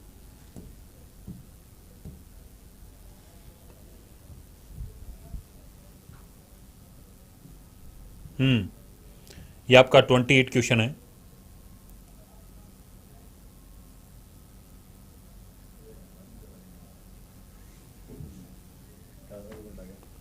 फिर से मैंने जूम कर दिया आप लोगों के सामने। हाँ, राजस्थान में महिला एवं बाल विकास विभाग द्वारा संचालित किस योजना का 19 दिसंबर 2021 को शुभारंभ किया गया था? 2021 के करंट पूछे जा रहे हैं, तो आगे आप ग्राम सेवक के में अंदर भी आप याद रखिएगा, इसी से रिलेटेड क्वेश्चंस आएगा। तो इसका जो सही आंसर बनेगा आपका वो बनेगा IM शक्ति उड़ान योजना। तो ए ऑप्शन इसका बिल्कुल सही जाएगा। अच्छा क्वेश्चन था, बढ़िया क्वेश्चन था। ये क्वेश्चन नंबर 28 नंबर आपसे ही पूछा गया इस कोड पेपर में, ठीक है। राजस्थान में महिला एवं बाल विकास विभाग के द्वारा संचालित किस योजना का 19 दिसंबर 2021 को शुभारंभ किया गया? तो ये पहला है इसका सही आंसर, ठीक है।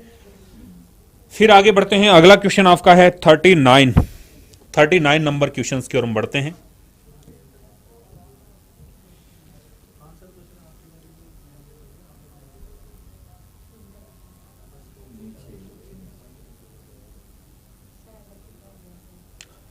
मैडम 39 आपसे ये पूछा गया।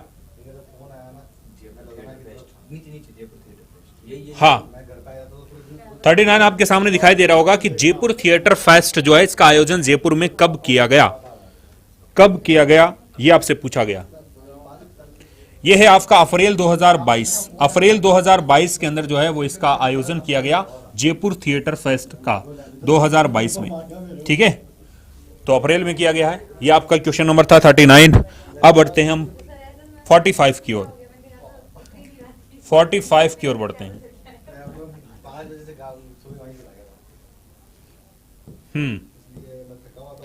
45 क्वेश्चन आपके सामने है। Rajiv Gandhi fintech digital institute की स्थापना जो है वो कहां पर की जाएगी? ये 45 क्वेश्चन आपसे ये पूछा गया। बहुत अच्छा क्वेश्चन पूछा गया। जरा बताइएगा आप लोग इसका आंसर क्या होगा। 45 नंबर आपसे ये पूछा गया, कहां पर किया जाएगा? बोलो भाई। Rajiv Gandhi fintech digital institute की स्थापना जो है वो कहां पर की जाएगी? जयपुर। अच्छा, जिसने भी आंसर दिया इसने एक उदयपुर भी दिया है। हौसलों की उड़ान, ठीक है। क्या करके आए आप लोग?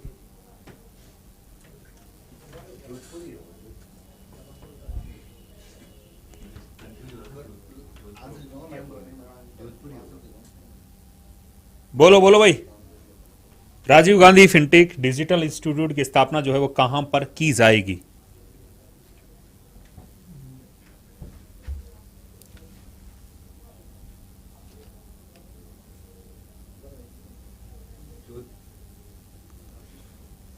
जोधपुर में ही है इंस्टीट्यूट और यूनिवर्सिटी, दो अलग अलग एस्टैब्लिश किया नहीं, जोधपुर में ही है। रास्ता अपनी कैंटीन का हेरोनी तो बता है, हेरोनी तो रिजल्ट गया था। हेरोनी बोलो बोलो भाई। तो आइडिया नहीं है। इसमें थोड़ा सा कंफ्यूज है। जयपुर और जोधपुर दोनों में से कोई एक होगा। दोनों में से कोई एक होगा। इन दोनों में से कंफ्यूज है थोड़ा सा।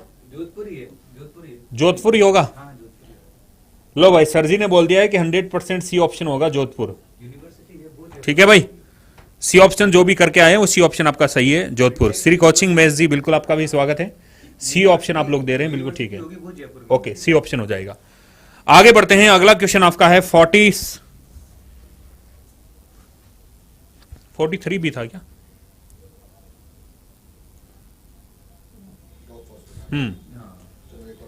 एक क्वेश्चन ये भी आया आपके सामने, ये है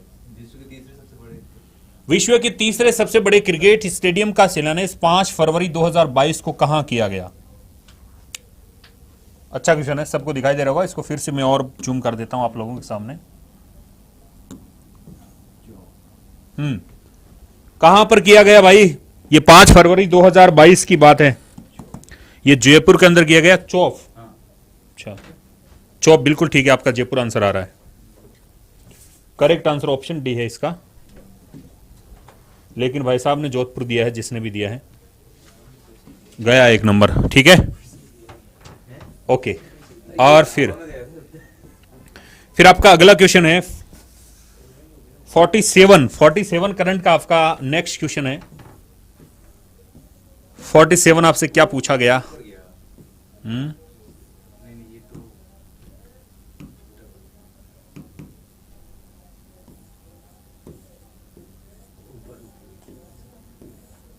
ये रहा,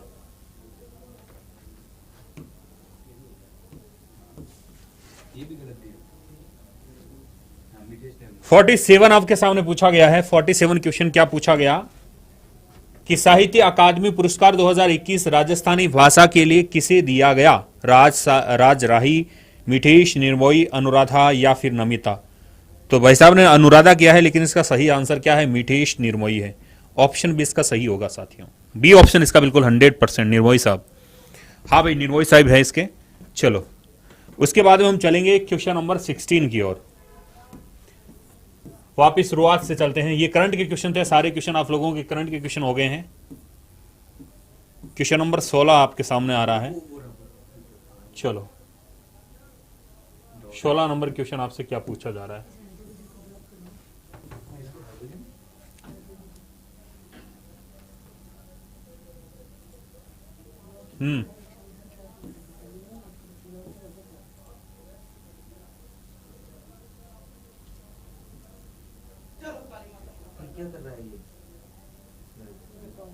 ओके ये 16 नंबर क्वेश्चन क्या था आपसे जो बीच में 17वीं शताब्दी के सिसोदिया राठौड़ गठबंधन में मेवाड़ का शासक कौन था? मेवाड़ का शासक आपसे पूछा है।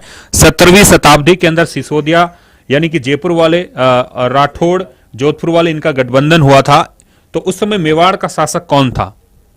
तो आपका इसका सही आंसर इन्होंने बिल्कुल सही दिया है, महाराणा अमर सिंह सेकंड, ठीक है। सी ऑप्शन इसका बिल्कुल सही जाएगा, सी ऑप्शन इसका बिल्कुल करेक्ट आंसर जाएगा।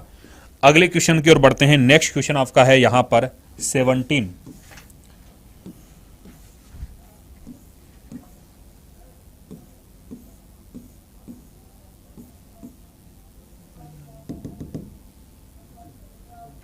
हम्म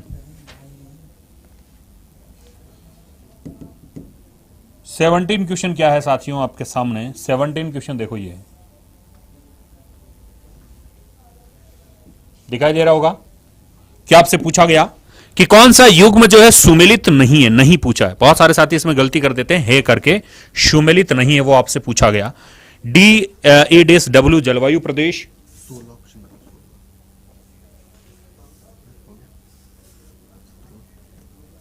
हाँ ओके। अगला चॉइस ये बता दिया। अच्छा मैंने हिंदी इंग्लिश के साथ वो कर दिया। साइंस के भी क्वेश्चन आ रहे हैं। साइंस का अब आप करा दो नहीं पड़ा।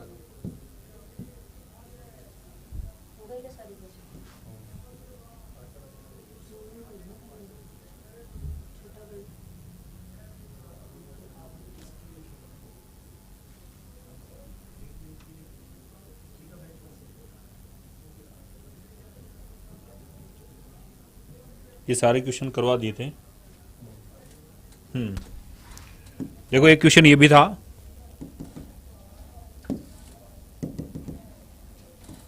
ये गलत किया है।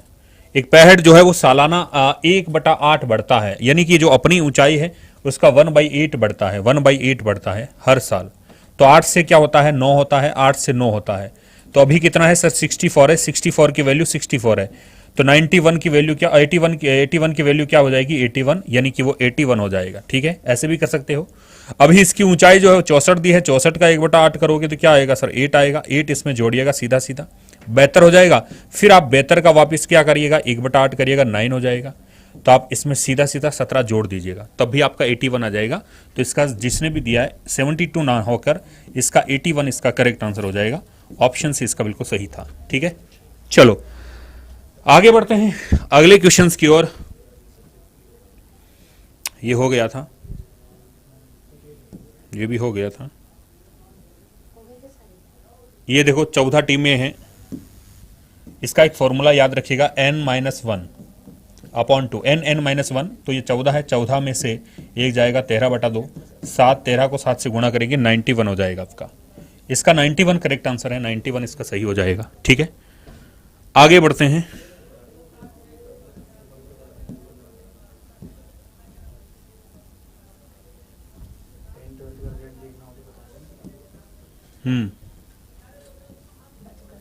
यहां पर आपसे पूछा गया था कि विभिन्न दर्शाया गया है और सी क्षेत्र का केंद्रीय कोण आपको बताना था। यहां पर सी का कोण बताना था, तो सीधा सीधा 5 अपॉन टोटल कोण 360 डिग्री होगा, इससे 100 से गुणा करेंगे, ये कैंसिल हो जाएगा और ये सीधा आपका हो जाएगा 1.10 हो जाएगा और 10 का 18 हो जाएगा, 18 का आधा हो जाएगा 1.8। तो सी ऑप्शन इसका बिल्कुल करेक्ट है।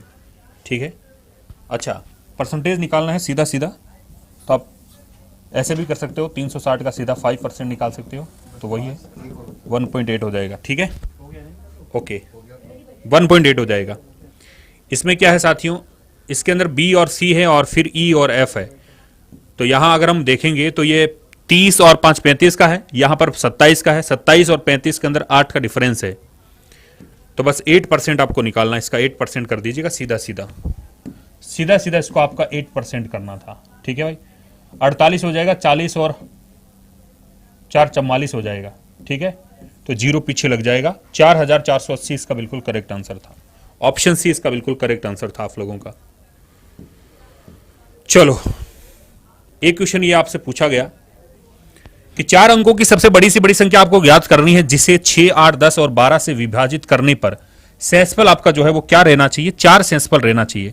तो क्या पूछा जा रहा है, बड़ी से बड़ी संख्या आपको बतानी है। तो 4 अंकों की सबसे बड़ी संख्या कौन सी होती है, 9999 यही होती है। ठीक है भाई, अब इसमें 4 अंकों की बड़ी संख्या बतानी है जिसमें 6 8 10 12 का जाना चाहिए। इसका मतलब पूरा 6 8 10 12 का जाने के बाद 4 सेंसफल रहना चाहिए। तो हम क्या करेंगे, 6 8 10 और 12 का एलसीएम लेंगे भाई, इन सभी का एलसीएम लेना है आपको। ठीक है, तो इन सभी का एलसीएम 120 आएगा, 120 का इसमें हम भाग देंगे तो ये आपका हो जाएगा 120 का इसमें भाग देंगे तो आपका लास्ट में जो सेंसफल बचेगा 120 ही बनेगा। ठीक है सर, 12 टा 96 हो जाएगा। ठीक है सर, 9 और फिर 3 रह जाएगा, 0 12 36 रह जाएगा। ओके, ये 9 रहेगा, 9 और 3 रहेगा, 39 रहेगा। तो 4 अंकों की सबसे बड़ी संख्या बतानी है तो हमें 39 घटा दो, तो 9,999 से आप 39 घटा दीजिएगा, तो 0 6 9 और 4, ये 9,960 एक ऐसी संख्या होगी जिसके अंदर 6 8 10 और 12 का पूरा पूरा भाग चला जाएगा। लेकिन हमें तो क्या करना है, 4 सेंसफल रखना है, तो आप इसमें 4 जोड़ दीजिएगा। 4 आप जोड़ोगे तो 9,964 आपका करेक्ट आंसर हो जाएगा, जो ऑप्शन नंबर आपके बी में है। बी ऑप्शन आपका बिल्कुल करेक्ट आंसर हो जाएगा। बी ऑप्शन आपका बिल्कुल क्या होगा, करेक्ट होगा, सटीक होगा, सही होगा 100%। ठीक है भाई, चलो भाई आगे बढ़ते हैं। ये रीजनिंग के हो गए थे, ये भी हो गया था।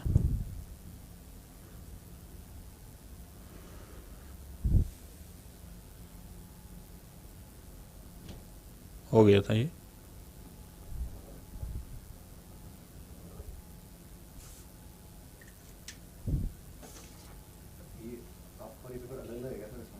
नहीं, वो नंबर चेंजिंग अलग अलग हो सकता है। ये कौन सा है? आपका पेपर देखिए, पहला कौन सा है सर? मेरा ये 18 जून मतलब।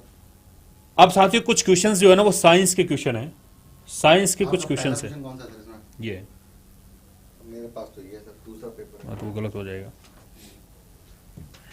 तो अब आपके साइंस की मैम आएगी जो आपको क्वेश्चंस बताएंगे साइंस के। ठीक है, हालांकि साइंस के मैंने 4-5 क्वेश्चन आप लोगों को बता दिए, इतने ही आए होंगे। तो मैम को मैं इनवाइट करूंगा। यहाँ पर देखो, ये आपको सीधा सीधा यहीं से बता दिया जाए, जैसे निम्नलिखित में से कौन सा सुमेलित नहीं है। आपको दिख रहा होगा कि AB प्लस जो है वो रक्त समूह जो है वो सर्वदाता। सर्वदाता कौन होता है? सर्वदाता होता है O। तो आपको पता है यहाँ पर सर्वदाता के अंदर AB रखा है, तो यही ए सम्मिलित होगा, ऑप्शन बी है। अगर बाकी का आपको पता नहीं है कि DPT क्या टीका है या DOTS क्षय रोग है, एड्रिनल हार्मोन्स होता है, अगर ये भी पता नहीं, केवल आपको इतना सा पता है, तो आप इस क्वेश्चंस को सही कर सकते थे।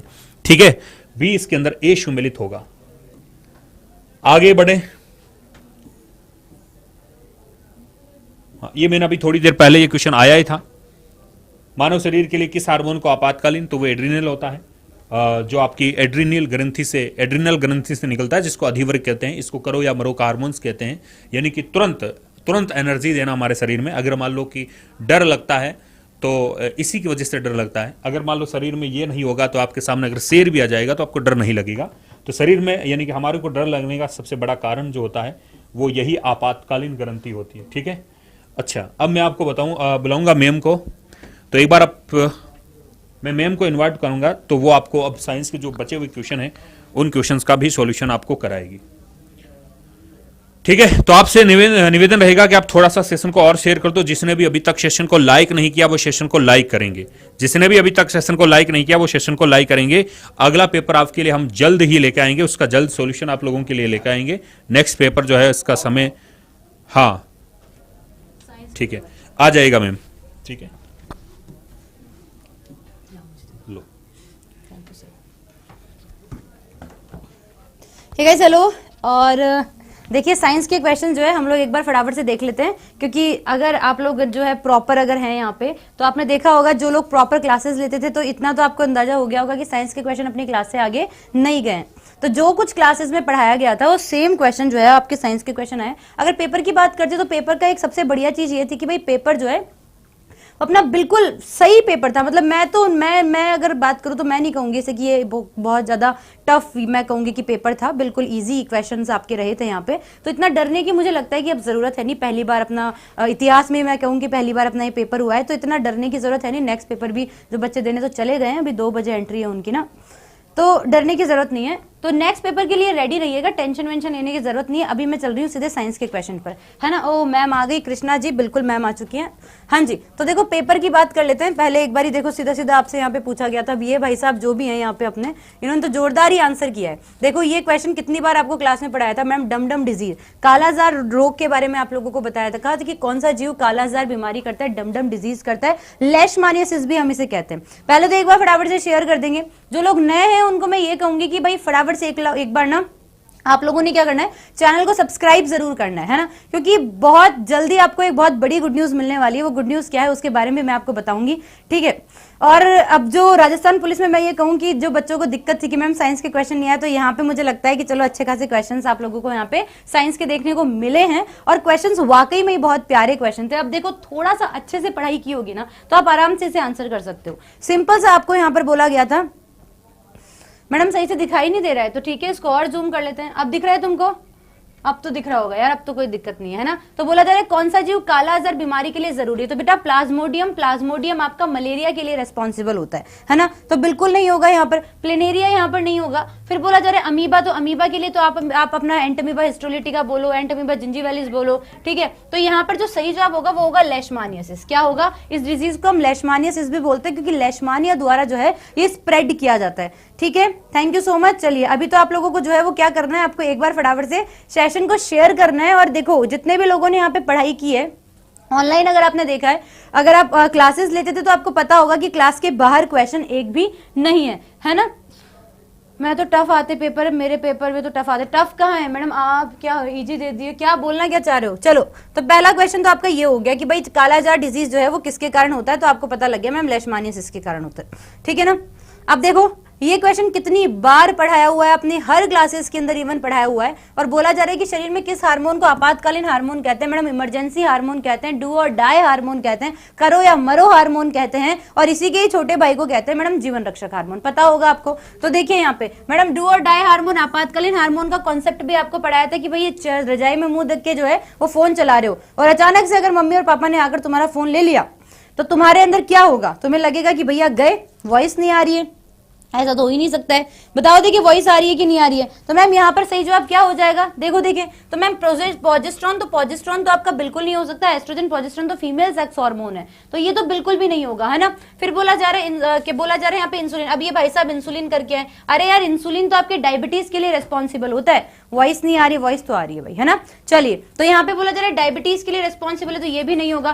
थायरॉक्सिन तो आपके थायराइड ग्लैंड से जो है वो रिलीज होता है, और थायराइड ग्लैंड से अगर रिलीज होता है तो इसका मतलब ही यहाँ पर ये है कि मैडम ये क्या करेगा, ये थायराइड ग्लैंड से रिलीज हो रहा है, आपके जो है थायराइड डिजीज के लिए रिस्पॉन्सिबल होगा, गलगंड गेंगा नामक रोग के लिए रिस्पॉन्सिबल होगा। तो यहाँ पे क्या रहेगा, एड्रीनलिन। एड्रीनलिन हार्मोन आपको पता है कि एड्रीनल ग्लैंड से रिलीज होता है, और एड्रीनल ग्लैंड जो कि आपकी बॉडी में पेयर में प्रेजेंट होती है, आपके किडनी के ऊपर होती है कि नहीं होती है। क्लास को लाइक, सेशन को शेयर जरूर से करना है, और चैनल को सब्सक्राइब। सबसे पहले सीधा सटीक अगर आपको पेपर एनालिसिस करना है तो वो आपको यहीं पर ही मिलेगा। इस चीज की बात आप गांठ बांध लो, ठीक है। तो ये भी अपना हो चुका है कि मैडम आपातकालीन हार्मोन की भैया ऐसी कंडीशन आ जाए जब या तो मर लो या जिंदा रह लो, है ना। तो उस कंडीशन के लिए अपना कौन सा हार्मोन होता है, एड्रीनलिन हार्मोन होता है। दोस्तों याद रखना, एड्रीनलिन हार्मोन इकलौता ऐसा हार्मोन है जो आपकी हार्ट बीट पे कंट्रोल करता है। व्हाट वी कैन से, आपके हृदय दर को कंट्रोल जो है ये करता है, ठीक है। 2 क्वेश्चन तो आपके पास में ये थे, ठीक है। और देख लेते हैं मैडम और कौन कौन से उसका साइंस के जो है वो क्वेश्चन आए थे, ठीक है। तो ये आई गया कि शरीर में आपातकालीन हार्मोन जो है वो कहा जाता है, तो बिल्कुल ही आपातकालीन वाला हार्मोन आपका हो चुका है ना। और देख लेते हैं भाई और कौन कौन सा पूछा गया था, एक बार स्टार्टिंग से देख लेते हैं, कहीं पे कुछ रह ना जाए। तो ये प्लाज्मोडियम वाला हो चुका है आपका, प्रोजेस्टेरॉन वाला, एड्रेनलिन वाला हो चुका है, ठीक है। चलो ये 2 तो हो गए आपके, कोई दिक्कत नहीं है। चलिए, इसके अलावा एक और क्वेश्चन ये देखो यहाँ पर पूछा जा रहा है कि रक्तचाप और उल्टी की अनैच्छिक क्रियाओं जो कि आपकी इनवॉलेंट्री, जितनी भी आपकी मैं कहूंगी एक्टिविटीज हैं, उनके अंदर पश्चिम मस्तिष्क, तो बेटा पश्चिम मस्तिष्क के किस भाग द्वारा नियंत्रित किया जाता है, इन्होंने सेरेब्रम दिया है। सेरेब्रम तो बेटा आपका अग्र मस्तिष्क का भाग होता है। तो मैडम अग्र मस्तिष्क जो है, मैडम जीके क्वेश्चंस करवाए का क्या बोल रहे हो, जीके के क्वेश्चन हो गए हैं बेटा गौरव, है ना। तो देखिए यहाँ पे हम किसके बारे में बात कर रहे हैं, अगर बात की आपसे पश्चिम मस्तिष्क के बारे में, तो मैडम देखिए सेरिबेलम तो शराबी जितनी भी एक्टिविटीज करता है ना, तो शराबी की जितनी भी एक्टिविटीज होती है ना, जस्ट लाइक उसकी मसल्स कॉन्ट्रैक्शन की मैं बात करूंगी, बोलने वोकल अगर मैं बात करूं उसकी, या फिर मैं बात करती हूँ आपके बॉडी बैलेंस की, तो ये सारे काम आपका कौन करता है, आपका सेरिबेलम करता है। तो सेरिबेलम तो नहीं होगा मैम, या तो पोन्स होगा या फिर मेडुला ऑब्लंगेटा होगा। पोन्स बिल्कुल असिस्टेंट है आपके, मैं किसका, मेडुला ऑब्लंगेटा का। तो प्रायोरिटी वाइज आप इसे क्या आंसर करेंगे, मेडुला ऑब्लंगेटा। आप सो जाते हो, सोने के बाद में आपको कौन बताता है कि भाई आपको क्या करना है, आपको ब्रीथिंग करनी है। तो इसके लिए भी आपका स्पेसिफिक कौन सा जोन, आपका मेडुला ऑब्लंगेटा, जो कि आपका हाइंड ब्रेन आपके पश्चिम मस्तिष्क में होता है, वही जो है वो आपका क्या होता है, बेसिकली रेस्पॉन्सिबल होता है, ठीक है। तो इस चीज को भी आप लोगों को जो है वो थोड़ा अच्छे से ध्यान रखना होगा। समझ में आ गया कि नहीं आ गया, मैसेज करो फटाफट से। तो साइंस की और क्वेश्चंस भी हैं, अभी तो आगे बढ़ते हैं। अगला क्वेश्चन देखो और क्या बोला जा रहा है आपको बोला जा रहा था निम्न में से कौन सा सम्मिलित नहीं है, आपका मैच कौन सा नहीं है बेटा, एड्रीनलिन हार्मोन होता है, ये बिल्कुल सही है, एड्रिनल ग्लैंड से निकलता है, ये बात बिल्कुल सही थी। फिर बोलता है डीपीटी, मैडम डिप्टीरिया, पर्ट्यूसिस और टिटेनिस आपका ट्रिपल एंटीजन वैक्सीन होता है, 3 रोग प्रतिजनों के लिए एंटीबॉडी तैयार करता है, जो कि आपका कौन कौन सा हो जाएगा, आपका व्हाट वी कैन से, आपका डिप्टीरिया, पर्ट्यूसिस और टिटेनिस। डिप्टीरिया डिजीज के लिए, पर्ट्यूसिस के लिए मतलब काली खांसी के लिए, और टिटनेस के लिए, तीनों के लिए रेस्पॉन्सिबल होता है। तो ये भी मैडम सही बात है। डॉट्स का फुल फॉर्म मैंने बहुत बार पढ़ा है, director observation treatment for short time, जो कि आपके ट्यूबरकुलोसिस डिजीज के लिए रेस्पॉन्सिबल होता है। ये आपका ट्रीटमेंट है जो कि 6 महीने तो कम से कम चलता ही चलता है ना। तो मैम ये भी सही है, पर यहाँ पे बोला जा रहा है मैडम ए और बी जो है वो सर्वदाता, तो बेटा ए और बी सर्वदाता नहीं होते हैं, यूनिवर्सल डोनर होता है आपका ओ ब्लड, ठीक है। तो ए बी क्या होते हैं, ए बी तो यूनिवर्सल एक्सेप्टर होंगे, रिसिप्टर होंगे मैडम, ये तो सर्वग्राही होते हैं। तो बात यहाँ पर क्या आ गई बेटा, बी यहाँ पर सही जवाब हो जाएगा, क्योंकि यहाँ पे नहीं पूछा था, सम्मिलित नहीं है। समझ में आया कि नहीं आया, बताओ। देखिए क्या नाम है आपका, त्रियंक, ठीक है, मीनू, कृष्णा, मीनाक्षी, बेटा समझ में आया, ठीक है, समझ में आ गया। चलिए आई थी समझ में, ओके। नेक्स्ट चीज की बात करते हैं, नेक्स्ट क्वेश्चन आपसे और क्या क्या पूछा गया आपके। अगर मैं साइंस की बात करती हूँ तो लेशमानियासिस हो ही गया है, ठीक है। और क्या क्या चीजें हैं देखिए, देख लेते हैं। इंसुलिन हो ही गया है, ये तो बड़ी बार बार आ रहा है भैया इंसुलिन तो। चलिए तो ये भी हो गया आपका, ए बी पॉजिटिव वाला भी कॉन्सेप्ट हो गया है। आपके साइंस के क्वेश्चन हम स्पेसिफिक देख रहे हैं। एक क्वेश्चन और रह गया था आपका साइंस का, वो एंटीऑक्सीडेंट का था, है ना। तो वो भी एक बार देख लेते हैं, मे बी आपको यहाँ पे मिल जाएगा, नहीं तो अपन वैसे ही लिखवा देंगे, मिल तो जाएगा ही जाएगा, कहाँ पे, हाँ। देखो आपसे क्या बोला जा रहा है यहाँ पर, देखिए यहाँ पर आपसे क्या बोला जा रहा है, यहाँ पे बोला जा रहा है अग्नाशयी रस, और अग्नाशयी रस में कौन सा एंजाइम है जो कि इमल्सिफाइड वसा को तोड़ता है। तो वसा के लिए बेटा, वसा के लिए आपके पास स्पेसिफिक कौन सा जो है बोलते हैं, हम बोलेंगे कि कौन सा व्हाट वी कैन से यार, कौन सा आपका जो है ये रहेगा, हार्मोन रहेगा। तो वसा के लिए आपका कौन सा रहेगा, लाइपेज रहेगा, जो कि आपके फैट के इमल्सिफिकेशन के लिए रिस्पॉन्सिबल होगा। और सेम आपके उसके अंदर भी होगा, आपके किसके व्हाट वी कैन से अग्नाशय के, आप क्या बोलते हैं, आपके स्टमक के अंदर भी था। ठीक है, तो लाइपेज यहाँ पर रहेगा। ठीक है, तो ये भाई साहब पता नहीं जो भी करके आए। अगली बात करते हैं कि निम्न में से कौन सा प्रतिऑक्सीडेंट मतलब एंटीऑक्सीडेंट नहीं है। तो एंटीऑक्सीडेंट बेटा लाइकोपिन तो आपका अच्छे से एंटीऑक्सीडेंट है, आपका विटामिन ई भी अच्छे से एंटीऑक्सीडेंट है, आपका सेलेनियम भी एंटीऑक्सीडेंट है। फिर यहाँ पर एंटीऑक्सीडेंट कौन सा नहीं होगा, एस्पार्टम याद करो, कृत्रिम मधुरक मैंने पढ़ाया था। क्या पढ़ाया था, कृत्रिम मधुरक मैंने पढ़ाया था। मतलब कि जो मीठा, जिन लोगों को डायबिटीज है वो मीठा नहीं खा सकते, तो वो ऐसा कृत्रिम मधुरक लेते हैं जिससे क्या होगा, मीठा तो होगा पर आपकी बॉडी के शुगर लेवल को नहीं इंक्रीज करेगा, यूरिन के साथ पास आउट हो जाएगा। तो ये आपका एंटीऑक्सीडेंट नहीं है, बाकी सारे के सारे जो है वो आपके क्या रहेंगे, एंटीऑक्सीडेंट रहेंगे। ठीक है, ये भी आपसे बोला गया था कि आपसे बोला गया पृथ्वी का पलायन वेग। तो पृथ्वी का पलायन वेग बहुत बार पढ़ा रखा है, कितना हो जाएगा मैडम, 11.2 किलोमीटर प्रति सेकंड हो जाएगा। ठीक है, तो ये भी हम लोगों ने यहाँ पे देख लिया है। ठीक है, तो ये सारे क्वेश्चंस थे जो आपके किसके आए, जो आपके साइंस के क्वेश्चंस आए थे। बस यही क्वेश्चंस थे आपके साइंस के जो हमने पूरे के पूरे यहाँ पर करवा दिए हैं। ठीक है, तो ये सारी चीजें थी जो आपके साइंस। तो मैं ये कहूंगी अगर पेपर का आप खुद बताओ मुझे कि पेपर का जो पैटर्न था वो वाकई में तुमको कैसा लगा, आपको सही में हार्ड लगा क्या? I don't think so guys कि ये पेपर जो है वो आपको हार्ड लगा होगा। ठीक है, चलो बताओ फटाफट से, हो गया? तो ये सारा पेपर का जो है हमने एनालिसिस जो है वो करवा लिया है। यहाँ पे इजी था ना नेहा, मैं भी यही कह रही हूँ बेटा। तो जितने भी क्वेश्चंस हमने करवाए थे ना वो सारे के सारे आप लोगों को जो है वो ध्यान रखने की अपनी क्लासेस से थे। तो कोचिंग वाले एक ऐसा प्लेटफॉर्म है दोस्तों जहां पर आप हमें विश्वास कर सकते हैं। सबसे बड़ी बात है कि अगर आपने सही में क्लासेस देखी होंगी तो आपको बहुत बेनिफिट रहा होगा। बाकी तो एक बार चैनल को सब्सक्राइब जरूर से करना है, क्योंकि सेकंड शिफ्ट का जो पेपर एनालिसिस सबसे पहले सबसे सटीक आपके यहीं पर ही आपको कोचिंग वाले यूट्यूब चैनल पर ही मिलने वाला है। ठीक है, क्लास को लाइक, इस सेशन को लाइक जरूर से करेंगे। और इसके अलावा मिलेंगे हम लोग हमारे नेक्स्ट शिफ्ट के एनालिसिस के साथ में। इसी के साथ ही दोस्तों बने रहिए कोचिंग वाले यूट्यूब चैनल पर। Thank you so much guys, thank you.